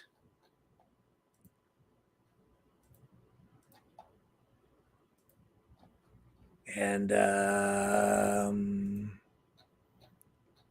now I had a clip here. I hope I can find it. I don't know where it went. But I do have a clip of RFK talking about this very thing tonight. Let me take a break. I'm going to find this clip for you and share it with you, because it kind of blows all of this talk out of the water. And I don't know if it's what Glory has coming up as well. She's got something special for us at 9. This, though, is making its round in the public. I noticed it this afternoon. So I'll share it with you when we come back. I just have to find it again. My apologies, but here we go. The information war is raging. Truth without integrity is worth nothing. Maverick News. Because those who have power and those who seek it must be held accountable. The world is watching. Join our family of truth seekers. Donate today and add your voice to the chorus of Maverick Nights. Donate at maverickdonations.com. Truth. Integrity. It's the Maverick way.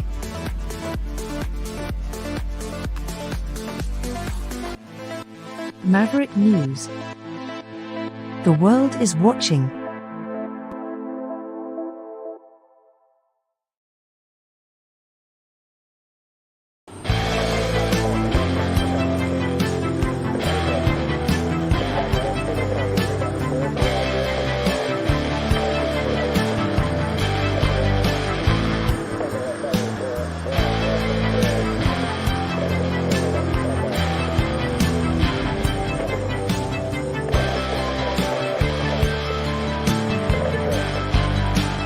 Maverick News. Fighting for freedom. Okay, so I've got it. I had it before. Somehow it got lost in the mix here, but I have it back. Here's Kennedy speaking, and I'm not exactly sure where this is, but this is new. And he's indicating here that he's made up his mind, but it's a surprise. It's a surprise. Here we go. Let me share it with you. I'm going to name a vice president on the 26th in Oakland. We have an extraordinary person. I can't tell you who it is. But it's really, it's somebody, it's not any of the people that you're talking about.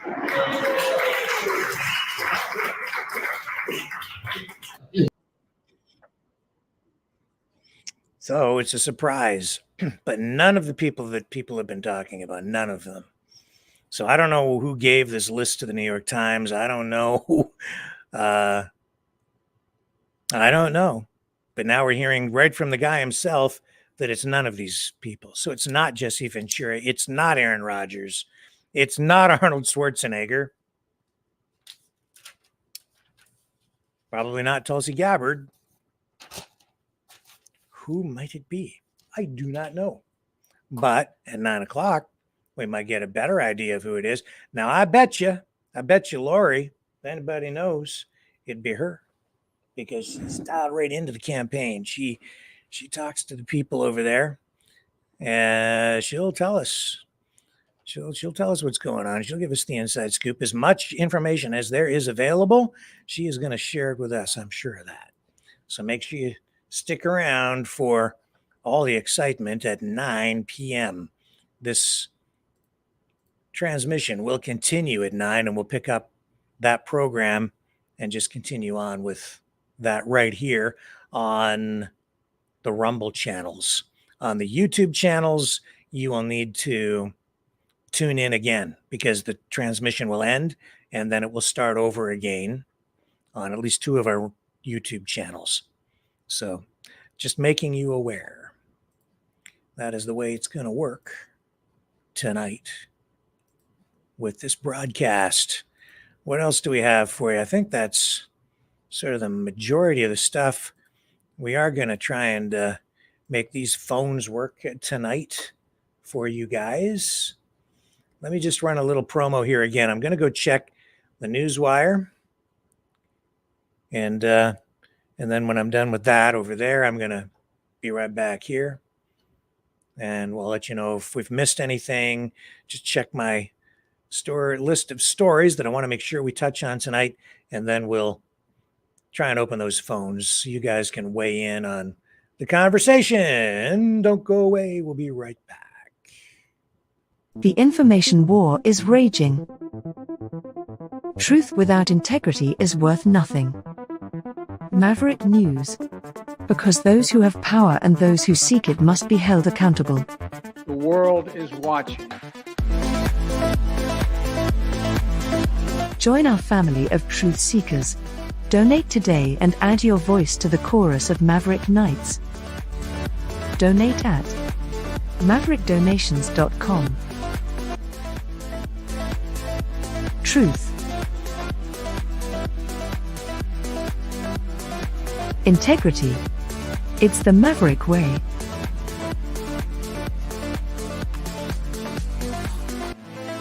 Maverick News. The world is watching.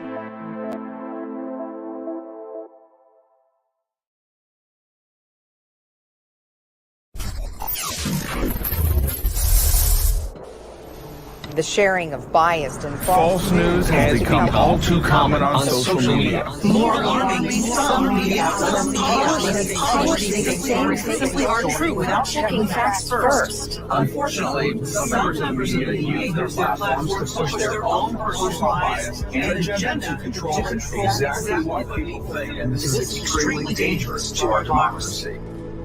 In an ocean of lies a century deep, the truth awaits. Choose not the red pill. Choose not the blue pill. For both are an illusion. Discover the power of M. The power of individuality. We are Mavericks. We are the way to the light. Fear not the storm. Join our quest for truth. Truth will set you free. Maverick News. The world is watching. Okay, we've hit most of the I think we hit most of the stuff we need to talk about tonight. There is this volcano that has erupted.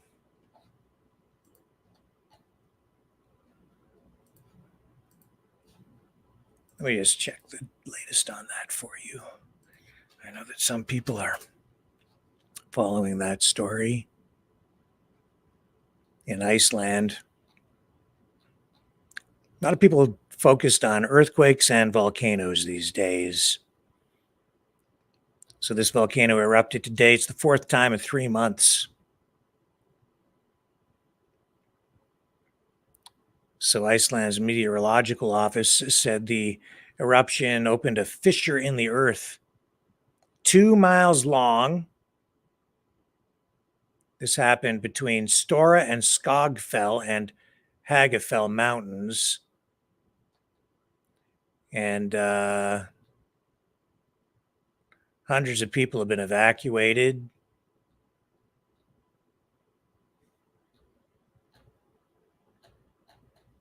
So people just keeping an eye on it. So, yeah, lots of attention, as I say, on seismic activity, earthquakes, volcanoes, for a lot of different reasons. I guess people are talking about that stuff these days. Let's get to these phones, shall we? I'm going to see if I can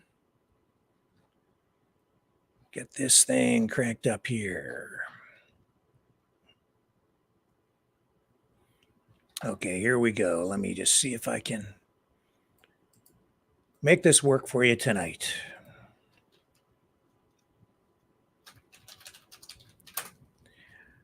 I'm producing on my own, as usual. So, just a lot of buttons to click here on this new system, which should work just fine. Here we go. I'm going to dial in there. You guys can watch me while I work.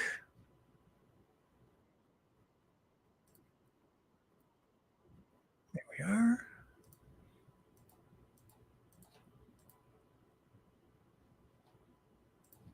And I have to punch in these numbers. And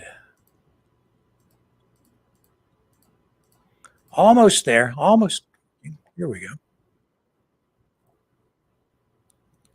That should work. I hope. There we go. All right. Looks like we are live. Yes, we are. We are live on the air with the phone system. Let me bring this up over here. Oops. We don't want that. Wrong screen. We need to bring up this one over here. Oh, for crying out loud, Rick. Clicking on things that we ought not be clicking on. Here we go. Oh, frustrating. Here we go. Let's try it one more time and bring up the correct window. That would be the one, Rick. There. Thank you for doing that properly that time. You're quite welcome. All right. So that gets the system up. That means we're ready to go. Now here's this number you can call tonight to join the conversation. Should be down here, right there. 1-319-527-6770. 1-319-527-6770 is the number to call. And I'll run that little promo, and you guys can get hooked up here. So let me do that, bring this over here, and then I can click on the promo now. Okay, Mavericks, it's call-in time. Join the conversation. Call now at 1-319-527-6770.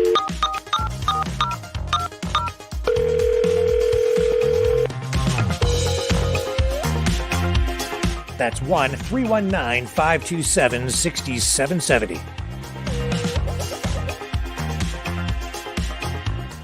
Exercise your right to free speech.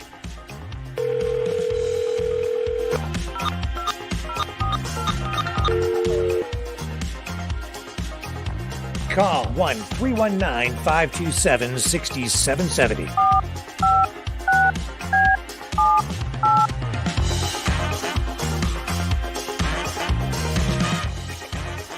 Call now at 1-319-527-6770. Maverick News. Call now. The world is watching and listening to you.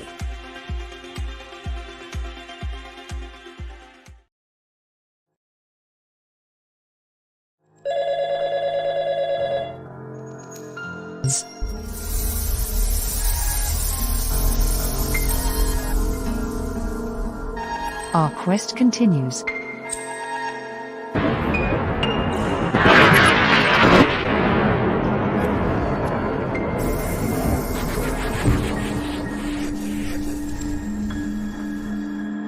The truth is out there.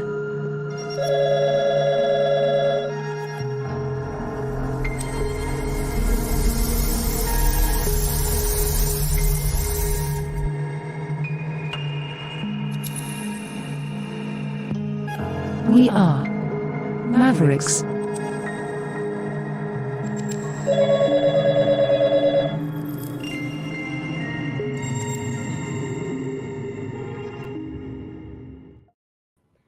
So that is a U.S. number. If you are calling that line, shouldn't be an issue for you if you have Canada-U.S. calling.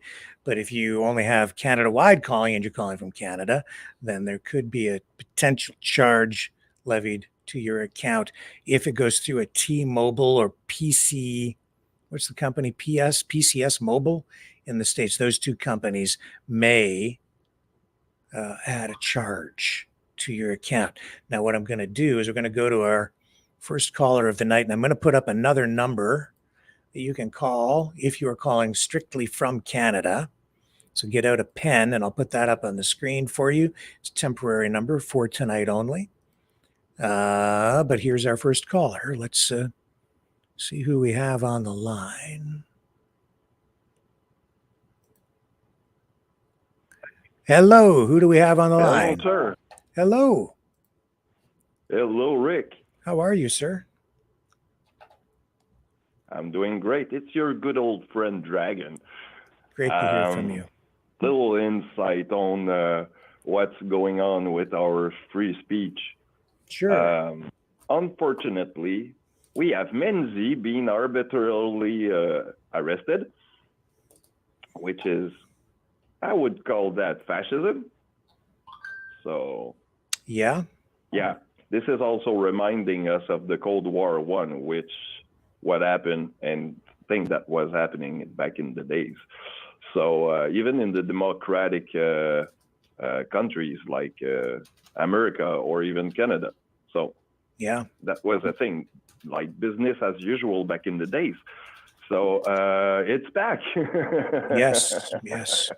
So as you said, when you're an independent journalist, I mean, geez, you can be yourself targeted by that. Yep. I'm pretty sure that it's probably already the case. If not, well, days are counting. So, I mean, we got to be careful with what we say and what's going on. And, I mean, people should be, I would say, scared. By the way, people on YouTube, I say you. Hi. I see you.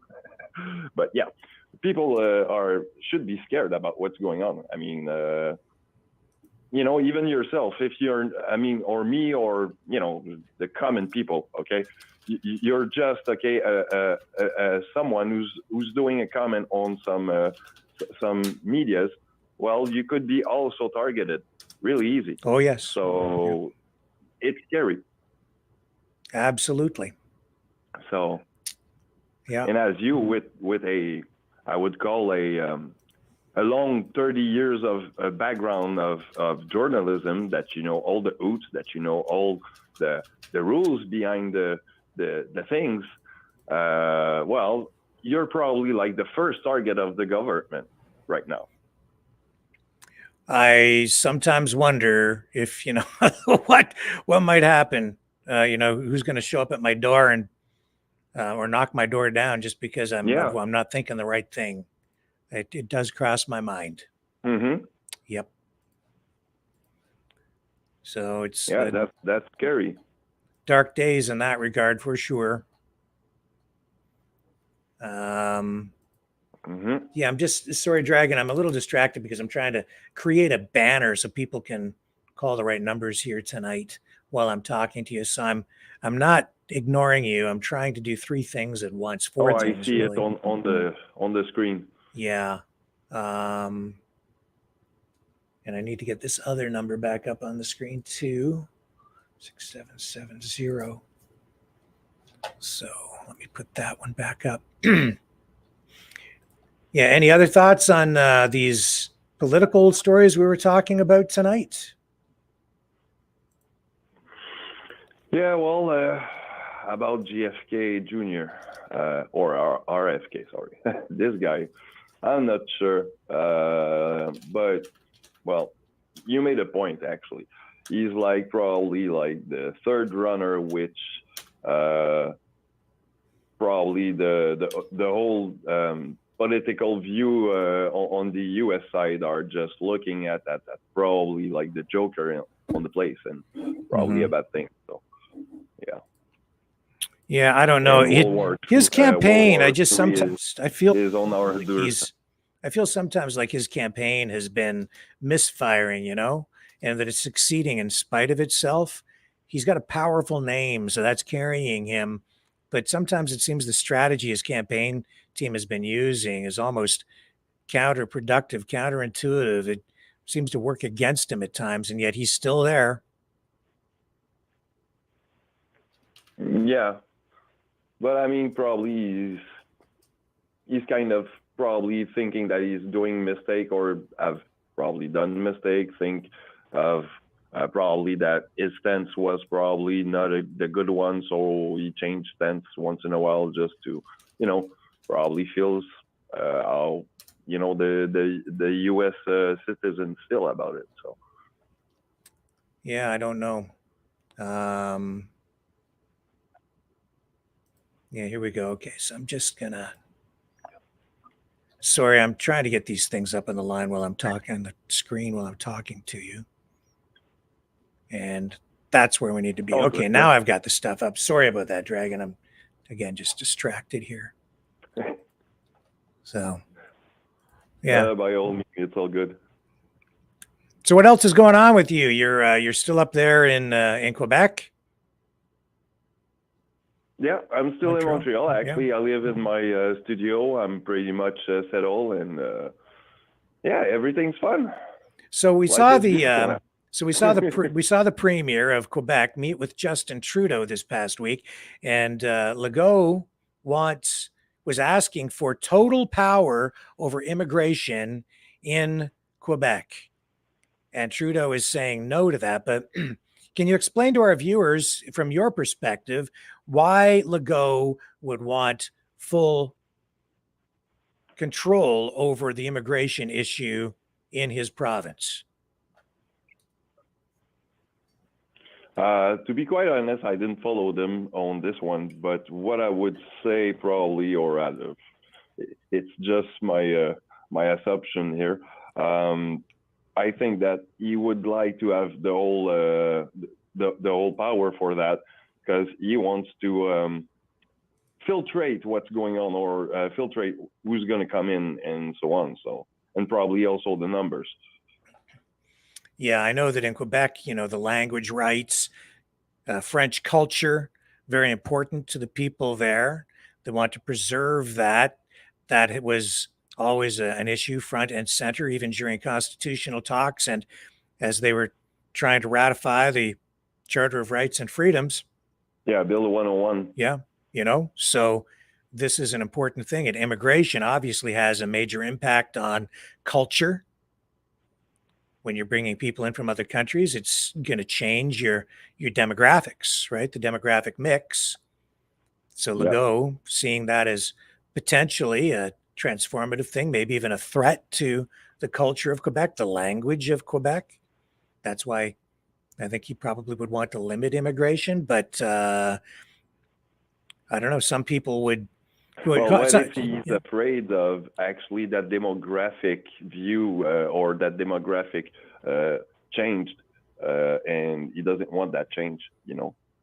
That's probably what he's fearing. Very doesn't much so, want I to think. lose his power. Yes. Yeah, I think so. So I don't know, man. It's in Canada, though, when you've got a prime minister like Justin Trudeau that is committed to and really a liberal government that is very pro immigration and bringing in a lot of people from the Middle East right now, especially, two very different points of view on this. So, clash. Yeah, well, I don't think it's a good idea. You know, I mean, in a way, I mean, there's probably way to counter that in a way, because we don't have all, like I said the other day. I mean, we live in a house crisis. We need more building just for our own citizens. So, I mean, in a way, how would you put those people around? It's kind of impossible to bring all those people around and feed them or put a roof under their head, in a way. And also, you know, it's true that you will blend in probably like too much of that. I would say those people that come from another country. I mean, you will dilute the culture in a way and stuff like that. So we got to be careful with all that. It's a slippery slope, I would say. Yeah. You know, some people on the other side would argue that opposing immigration like that is racist. But at the same time, I say, if you're going to bring people here from another country, initially when they come, they may be an economic burden. In the long run, when they integrate into the community and they become productive and get jobs and they overcome language barriers and things of that nature, then they would end up contributing to society. Initially, though, we need to make sure that we can support the people we bring here so that they are properly housed, that they are given opportunities to get the education or the upgrading that they need, or to learn other languages, French or English, and you know, take whatever skills they have so that they can meet certifications here and become gainfully employed. We need to support people who come, and if we don't have the healthcare, the school system, the social safety nets in place in order to take care of folks like that and give them the hand up that they need, then we need to, you know, maybe back off a bit on that. And we also need to make sure we can maintain those same kinds of supports for people who are already here, the existing population. Right. And we need some people to probably go work as a immigration, how you call that, someone that will integrate someone else from another country, you know, help you to get there. So, I mean, we need those people and probably some people to go offer themselves for that. So that's probably some opening for some jobs here for even us, you know? Yeah.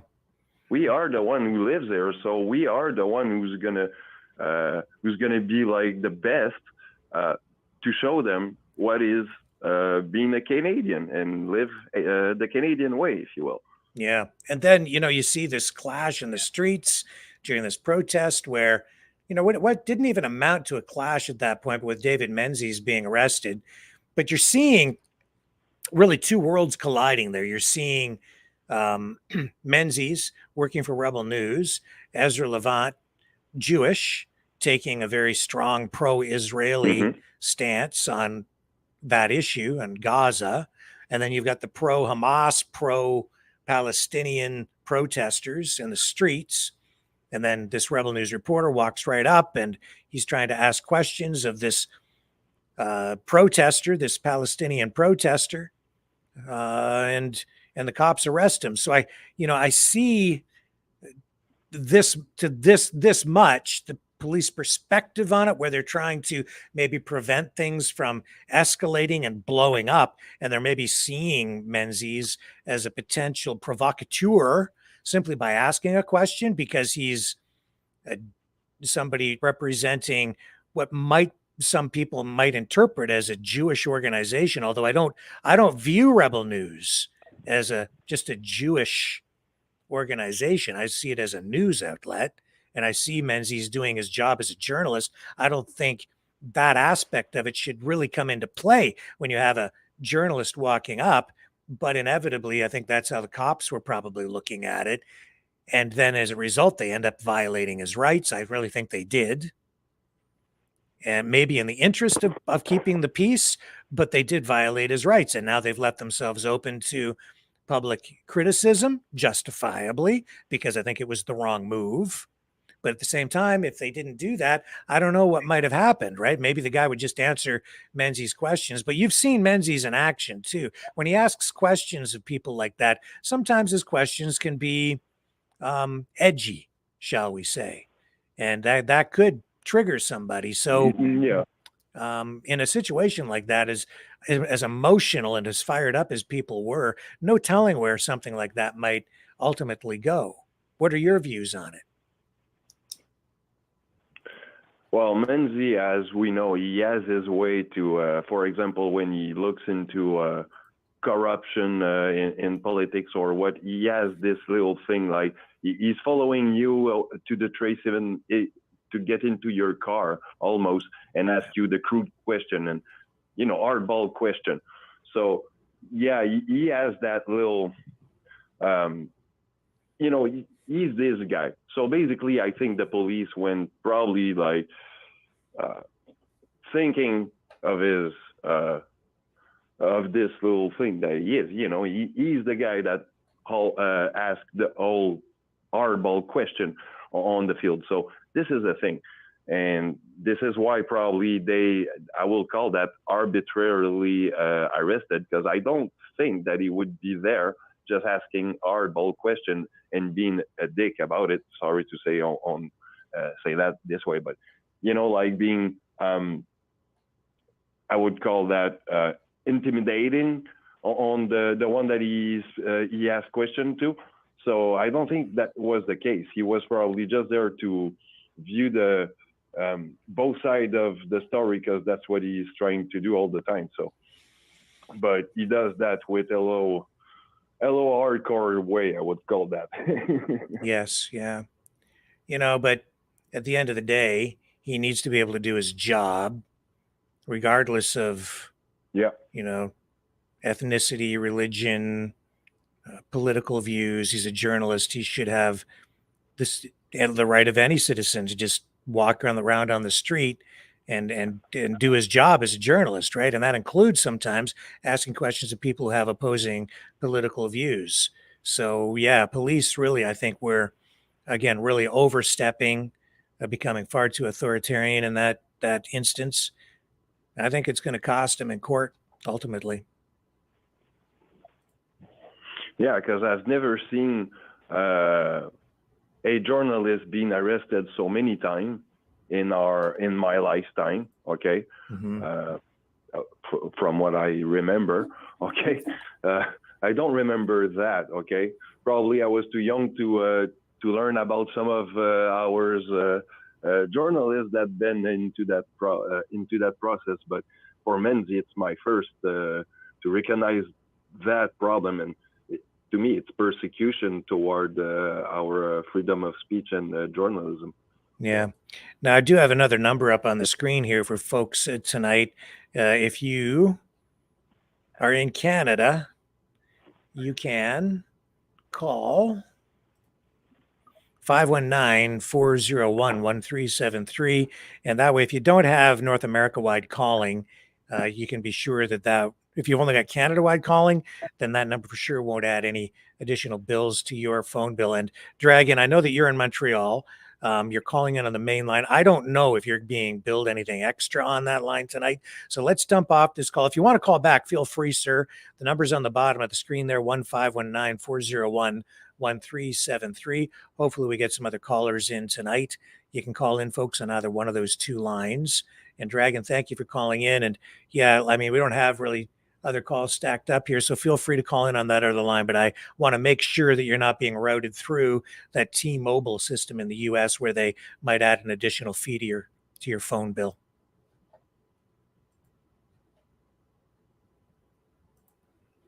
Okay, so we're just gonna log off with Dragon for now. Okay, Dragon? I think he's gone. Okay, so yeah.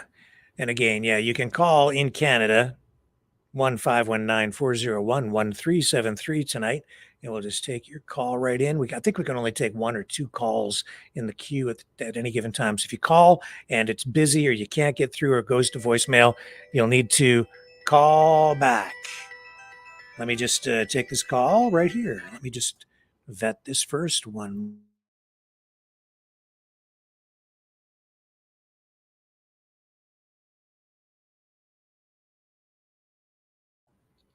And we have Isabel on the line.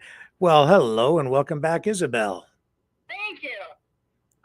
Yeah, I'm listening tonight. I know some people don't really like Trump, I guess, and are argumentative with him. But by what I've been watching through the channel Fox New York, where Tucker used to be on, he does come across strong. But I think what his play or gameplay, and he's getting, I guess, frustrated with everything that's going on, and he knows once he gets in, he's going to have to clean up all this crap. And I think the longer it goes, the more frustrated he gets, because not everybody is seeing what's being done to them behind the screen. So, and I kind of think that's where he's getting this, he's being more forceful than he was before. So do you think when Trump gets in, if he gets in, and I think he probably will be elected myself, but if he's the president again, you think he will go after his political opponents using? I don't think he's going to literally go after them with vengeance, but I think he's going to be aggressive to rearrange the bills that were brought in, to cancel the bills and clean up the immigration that they've got in the States, because it's a mess. Mm-hmm. I mean, we're bad up here. We don't have a lot well, I can't say that we don't have a lot of crime. We do. Our crime, I see, is not as intense with the shootings and the rapings that the States has. Now, whether we're actually hearing about it or not, but this is really, it's getting to the point where they're being overrun. And yeah, I mean, it can come to a takeover of the States. You see what happened in Florida with the guys from Haiti. Yes. Yeah, I just saw a post about an immigrant from Haiti who had been convicted of or arrested for sexual assault. Yep. Yeah. So those are the kinds of things that really get people fired up. 14 years old. Yes. Yeah. I saw that. I mean, and then I see where DeSantis had, they got hold of a boat that came in from Haiti, and there were night goggles and weapons landing in Florida, and they turned that boat, they arrested everybody, turned it around, and it's not it went back. He refused them entry. They were arrested, and they're going back. Yeah, it's very unstable in Haiti right now. You're seeing terrible things happening down there. Yeah. A lot of people trying to escape the country, trying to get here. But some of those people potentially on their way here are people who got out of those prisons too. So I think proper vetting needs to happen if any of them are allowed in. Yeah. You know? I mean, and because they're not vetted, and because a lot of them have no, I don't want to say the V word, no immunization, which is different from the V word. Mm-hmm. They're not immunized, so they're bringing all of this stuff back to our shores, Canada and the States. Yeah. So we're being forced to be under the thumb for the V, and they're not to be immunized. So what's your game plan, Trudeau? Heck, we saw that. We saw that even during the pandemic, like at the height of the pandemic, they were allowing people who are not immunized into the country. Yep. When they were forcing people who are already here to get the thing in the arm. And if you didn't, and when you came in, even if you were Canadian and you did have it, you still had to be quarantined for 14 days. But the other ones could walk through, okay, clear, No, it has been upside down world since, we've seen these guys get into office. It makes no sense. No, These what's policies. right is wrong and what's wrong is right. Yes. That's where we're at in upside down world. Now, I did have a question. I seen that, and I don't want to go down the rabbit hole, but the CERN. The CERN or the Yeah. CERB? No, the CERN. This is the particle accelerator? Yeah. Yeah. Now, if they're accelerating particles, would that not cause that crack in the earth? Would that not No. make a shift? No, I don't think so. No? No, my view on that is no. And so the other thing I'm wondering is, they say fact can become fiction and fiction can become fact. And I don't like to go down that rabbit hole either. But with everything that they're doing, either with the aluminum oxide and with all this other stuff with the G5 and all, or the 5G and all this, it kind of makes you wonder how people react, because we know some people are more sensitive to certain things. Like I'm sensitive to the atmosphere. So when we have a low pressure, I feel like I'm being squished. I feel like I'm being pressed down on the top of my head. And that's when I would usually get a lot of migraines. And I'd be praying for a thunderstorm to break that pressure. Yeah. Do you think that that's what causes people to go the way they're going? I mean, outside of the screwy world that we're in, and we never know what surprise we get until we wake up. I'm just wondering if all that atmospheric and G5 or 5G reacts on people like that to cause them to do these stupid things that they're doing. Well, I have my own views on it. My view on something like 5G is that it's probably not entirely safe insofar as any kind of high intensity radio waves have the potential to cause cancer or other diseases in people. Okay. Like I used to work in television, and I used to work at a broadcast tower, and there were all kinds of transmitters on the giant tower above me, microwave transmitters in particular. Like that's the same kind of bandwidth that's used for a microwave oven, right? But it's high above, but subjected to, the whole time I was there, I was subjected to those kinds of radio waves. In World War II, radio operators developed cataracts at an early age because of being subjected to the radio transmissions that they were exposed to. And that was just the shortwave kind of radio waves that they were using at the time. Police officers have to be concerned about the effects of their radar guns, speed radar, on their health. So those kinds of things certainly can have an effect on health. You've seen all kinds of studies on the effects of irradiated power coming from power lines and the way it can stunt crop growth. It can cause health issues with cattle that are, living near transmission lines. So those kinds of things are certainly an area of concern. I don't personally believe that 5G is being used in some sort of a plot to activate graphene oxide in people's blood to get them to control them, or to make people's heads blow up, or control their minds, or do things like that. But what is being done is there's all kinds of information warfare out there. There's propaganda, there's psychological manipulation. And I think people are being subjected to a level of a psyop through the internet. And when we're consuming this information and being taken down rabbit holes and being fed all kinds of information, I'm seeing people being led on a progression, an indoctrination, an assimilation, if you will, into a collective of a certain Borg-like mindset. And it is disturbing to me. I think that's honestly happening on various sides in various ways, depending on what side of things you're at politically or socially.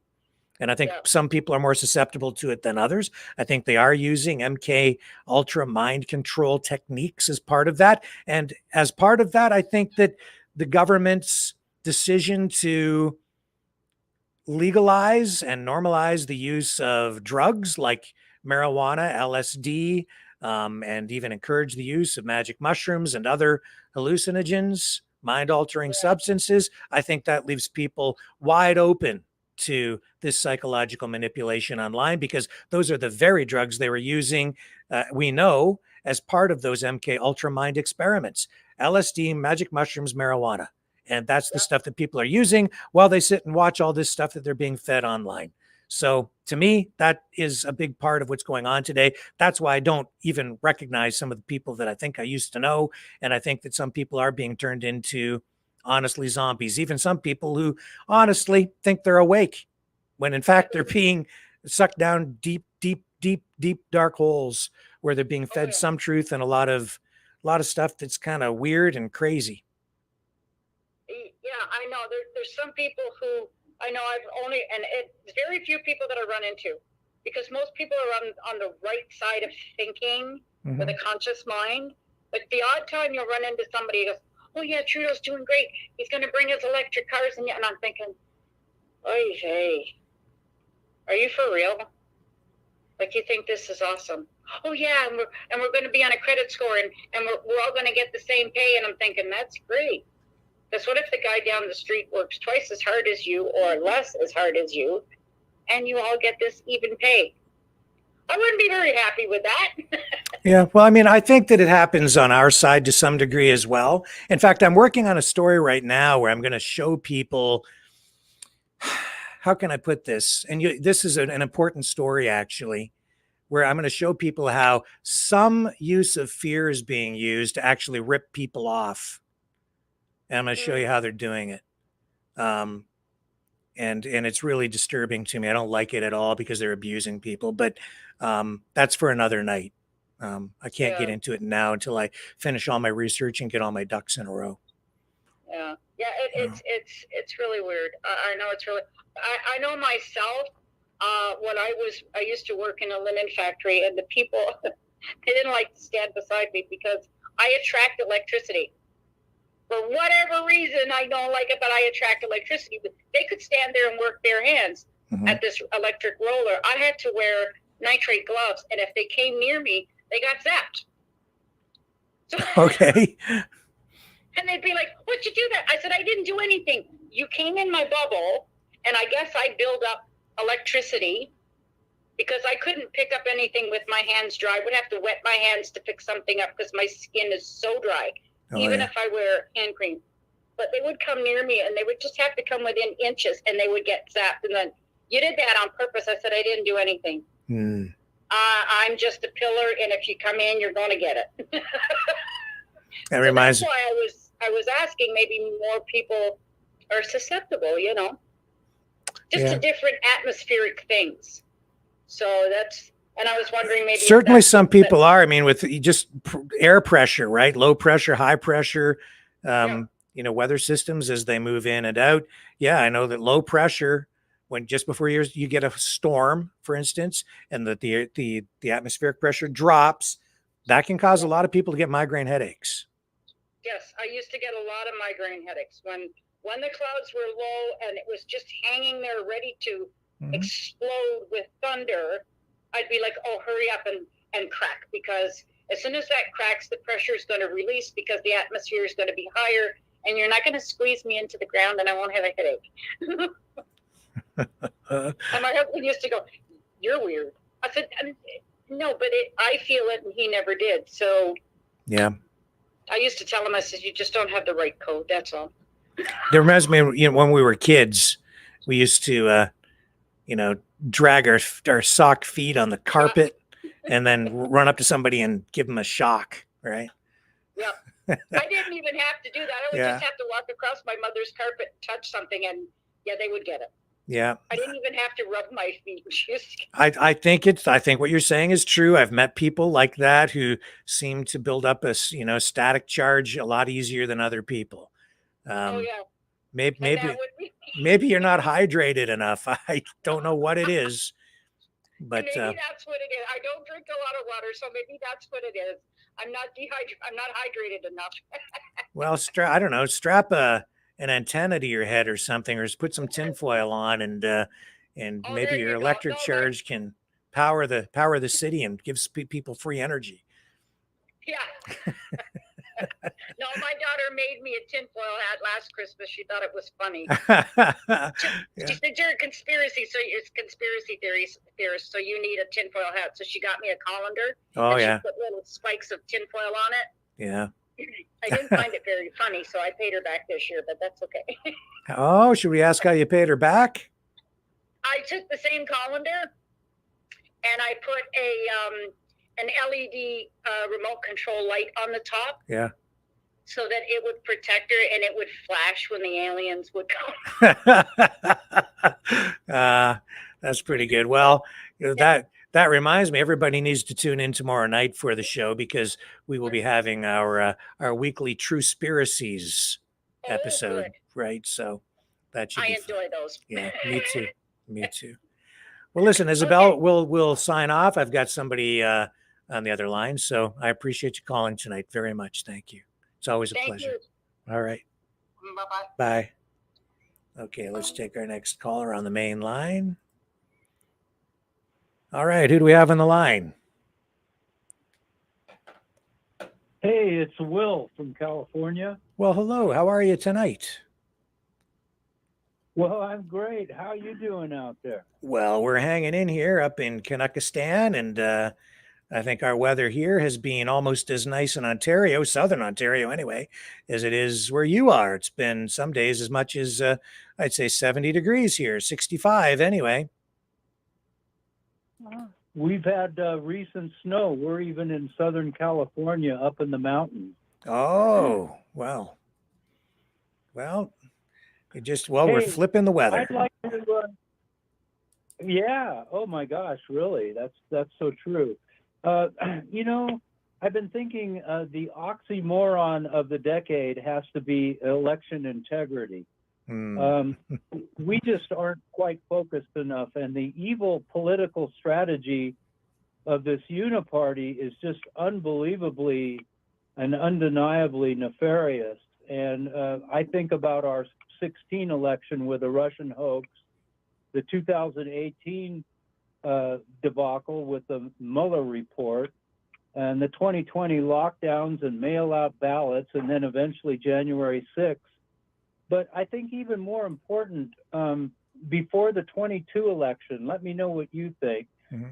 The 2022 election, we started getting the Supreme Court justice involved, and obviously we had a leak of the decision of Roe v. Wade, which I think really, along with other things, caused problems in that election. And now all of a sudden we get a 9-0 decision to keep Trump on the ballot. It seems to me this is plausible deniability. Just, keep him on the ballot, just don't let him win, because I think what we're really going to see in this November 5th election down here is a lot of adjudication that's going to be needed. What do you think? I think that's probably a fair way to look at it. I think that the United States really needs to do a lot to tighten up the rules to address public concerns and restore public faith and confidence in the system. Even if the elections, just for the sake of argument, let's say the elections are being run in a proper fashion and the outcome is real, they still need to do more, because people are not viewing it that way. You have probably half the country that thinks that the last election was not legitimate. That's no good. Even if it was legitimate, it's still no good. you need to have the people have to have confidence in the system. So you need to have voter ID. You need to secure the system so that people are, confident that it's one person, one vote. That's it. That the counting is done legitimately, that everything is secure. They really need to do a lot more because right now people don't believe it. And that doubt is all that is needed to tear the country apart. Well, and we all know that it would take one thing to get rid of the so-called quote unquote election deniers out of their hair, would be to put the receipts on the table. They keep saying there was nothing wrong, but every time you want to look at the black box or you want to go back and actually have the physical ballots counted, they're locked away or they've deleted the information from the servers already before the 22-month had even expired. I mean, the easy way to go forward is just one-day voting, paper ballot, ID of some form, and then you get rid of all this, all the questions, like you just said. Yeah, it's just go back to simplicity, and there'll be no more problems. I agree with that 100%. Even the recounts, right? I said that just like you did. I agree with you. It was like, why wouldn't you want a recount? If somebody wants a recount, why wouldn't you want it too? Because if there's any question about it, you should have a recount. That way people on both sides can be sure. And if you're confident that it was legitimate, then why not? What are you afraid of? Exactly. Well, it just proves the fact, I think it was Stalin or Lenin that said it's not those who cast the vote that counts, it's those who count the vote that counts. And we could clear so much if we just had the transparency. And what's been going on down here, a lot of my friends have left the Democrat Party for nothing less or more than just the lack of transparency. People are suspicious when you don't want to lay your cards on the table. Yes. Yeah. And look at the damage it has done. Look at the damage that's about to be done, because I can see that we're likely to have violence in the streets again, only worse this time. Wait till summer. It's going to get crazy, I think. I hope not, but we'll exhaust all possible means before that happens, I hope. And the other issue is a false flag that could actually initiate everything, kind of like what we've seen a little bit of the January 6th issues. Yeah. And, you've still got a lot of people in jail over that. So that's why, people are so upset. It's not good. This is the United States. I never thought I'd see, times like this in my lifetime. But the United States has been reduced to almost like, when it comes to elections, almost like a banana republic because of all of the undermining of confidence, the questions about the integrity of the system. It's tragic. Yeah. Again, the free speech issue, we just had a bill passed, I'm sure you've heard here, with this TikTok issue. And again, it's not coming up with the truth and putting what's up front, and telling. It doesn't take 13 pages of minutia to ban one company from a country. And it's just giving the executive branch more power to do whatever it wants with other websites and other apps and other platforms like your own. Mm-hmm. Well, we're banned for life, apparently, on Facebook. That's what we're being told. So you can be sure you're in the right place now. Yeah, that's the one thing we do know is that the only thing we know is that the mainstream media is not telling us the truth and that we have to go elsewhere and do our digging. Yeah. And again, I wouldn't say that the mainstream media lies all the time, but certainly because they have lied, now people don't know what to trust. They don't trust it at all. And that's the problem with lying. That's why I say you should never lie, especially if you're in journalism. Don't lie to people, because if you get caught lying about even one thing, then people can't trust anything you say because now they know you're willing to lie. And that's no good. So don't do that if you're in this business ever. Making a mistake and correcting it is one thing. Outright lying about something, that's something else. It doesn't take long to get caught crying wolf, that's for sure. Yes, that's exactly right. And that's why people just don't put any trust in MSM anymore. And Trump's still making hay with that at his speeches too. I saw, again, every time he's getting up there now, he's hitting the mainstream media. Can't trust him. Fake news. He scores points with it all the time, and it's easy. They're an easy target now because they've shot themselves in the foot too. Any thoughts on these, these possible candidates for VP or for running mates for any of these guys, for Trump or for RFK Jr.? Well, I'd really like the only true outsider that I saw in the game, and yeah, we might be throwing the dice a little bit, and yeah, he might be young, same age, although as was John F. Kennedy when he ran for president. But I believe pretty wholeheartedly and done a lot of research on Vivek Ramaswamy. Mm-hmm. So you think that he will be, one of them shortlisted? I would hope he would be. I would hope at least he can penetrate Trump's inner circle and be the one to make the connection, because I think Trump's inner circle has really kept him from understanding what his base is all about at times. I think in general, there's a lot of agreement, but when it came to what people call the vaccine, and a lot of other people call it a genomic experiment, a lot of people don't trust a man that will never admit he's wrong about something. And it would be really good if Trump would come forward and not always want to take credit away from Biden like he did in his tweet the other day. Mm-hmm. That absolutely went viral. But I think Vivek is, if Vivek can stay within his inner circle, he can keep him abreast of what's really going on, because the rest of that circle, as far as I can see, the guy's still playing golf with Lindsey Graham, for crying out loud, and he still supports McCarthy. Thank God Vivek got in there and warned him about Ronna McDaniel, and they got rid of her. Also, Vivek evidently told him about the CBDCs, which he had no clue about. But now that he understands it, he's coming out against it. So we need somebody to pump some information to Trump and get him out of his multi-billionaire golfing world. Interesting. I had this conversation with a friend earlier today.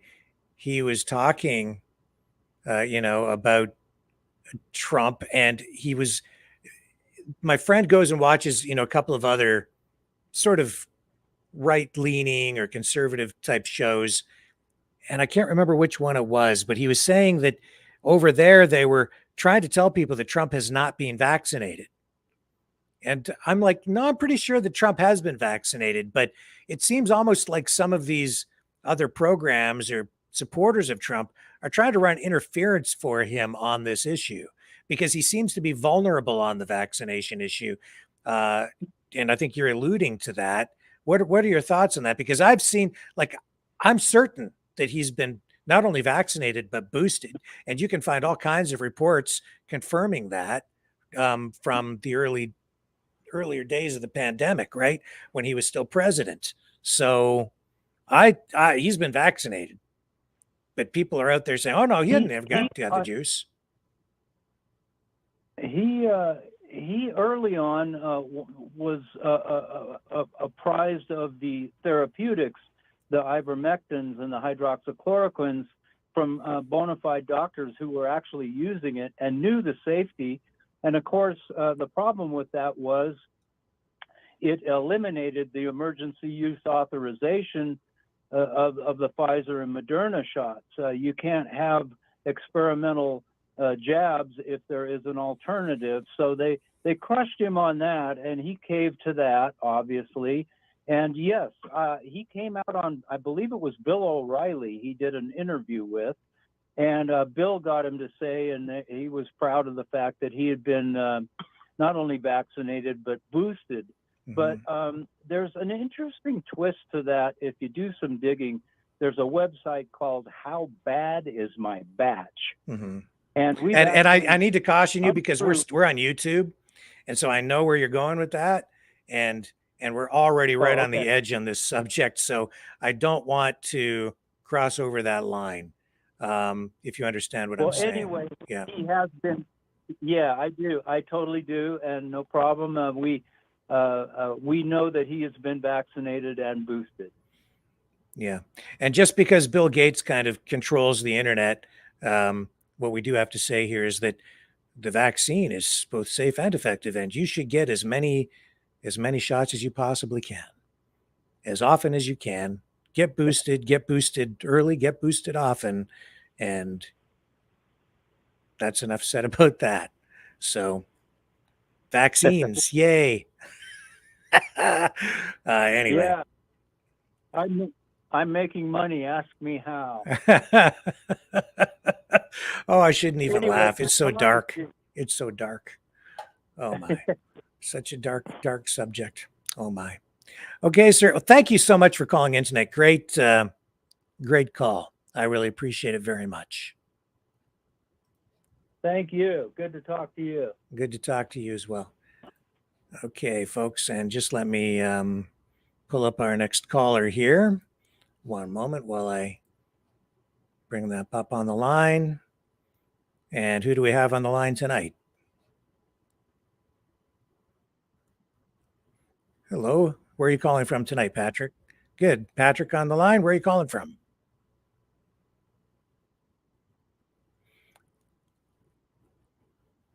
Okay, hang on a second here.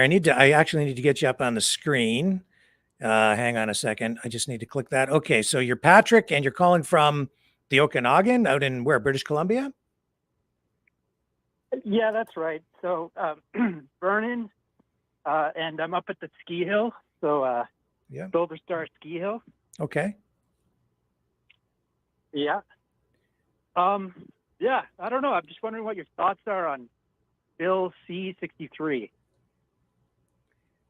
So this is the new censorship bill, right? Yeah, the online censorship bill. Yeah. Yeah, the Online Harms Act. I'm just wondering whether you think it's gonna actually have teeth, like it's gonna be able to actually make a difference. Like, have the Liberals actually done something right for once? Right? No, I don't think they've done anything right with this. I think they're, again, going too far. I think all these censorship bills have gone too far. I don't think that any of them are needed. I think that we have laws in place against things like defamation, slander, libel. I think we have the tools that are needed to address things on the public side of the internet and new technology. I think that those basic tools are already there. If anything, I think that they could use some regulations or regulatory framework in place for the internet companies that are maybe a little more robust, to encourage more competition, to limit their power, to make sure that there isn't more integration of power and influence between government and the big corporate tech companies, so that they can't abuse the systems and the technology. I think our government is focused on the wrong side. They're focused too much on the people when they should be looking at themselves, and they should be looking at the big companies running these tech companies to make sure our rights are not violated, that free speech is preserved, but that the proper limits are in place, and they should be imposing those limits through those companies, not on us. That's my view. I think they're doing it backwards. I think they've got everything upside down. Yeah, definitely upside down. I guess when I say like they've done something right, I mean in that they've done something wrong and they're actually succeeding at something for once. You know, it seems to me like this bill can actually like work outside of the judicial system. Then they're going to have bureaucrats running tribunals for you know, hate crimes, including hate crimes that haven't even occurred yet. So like pre crimes. Do you think that it's actually going to go through? Like they're going to be able to put ankle monitors on people and all that? I would like to think no. I could see it happening because I see our government being pulled in such destructive directions. But if we continue down this path of war, worldwide conflict, yes, the more we progress into a wartime footing and wartime environment, the more authoritarian the government is going to become. The more the government sees potential threats to its authority and power existentially, the more you'll see them crack down in that regard. See, I could see it happening here, especially after what we went through during the pandemic, where I thought we would never, ever see something like lockdowns the way we saw them or mask mandates, but there they were and it happened. So could it happen? Oh yeah.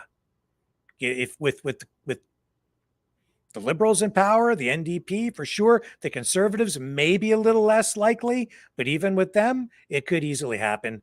All those MPs of on the Conservative Party, they were all in on those lockdowns too. They didn't save us. So yeah, I could see it happening. If they see some sort of a real threat to the country, existentially, they'll just hit hard. They would do it in a heartbeat, I think. Yeah. Yeah, it just seems like it's going to be difficult, like logistically, to set up these different tribunals, across the country, right? Yeah. And then also have people to go, let's say, like, show up at people's doors and make sure they serve them, serve them the charges or whatever it is, and then have them show up at the tribunals, right? It's going to take time, I would think, before they can have all these people across the country and they can have it like in a working order, I would think, right? Yep. So listen, I have to log off here because I have to go over and join Lori on her other show on Strange Bedfellows. And I see that we lost one of our Rumble channels because she's already running over there. So it's flipped over to that broadcast. But this was a great call. I've really enjoyed speaking with you, and I really hope you call back again.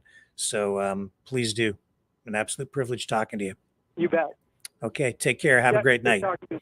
Okay, folks, and we are gonna I'm gonna log out of this phone system. I'm gonna get over here and pick up Lori on the other side and end this transmission. We are going to continue though over on the show with Lori here. Let me just get this up so that I can rock and roll seamlessly into her program. Here we go.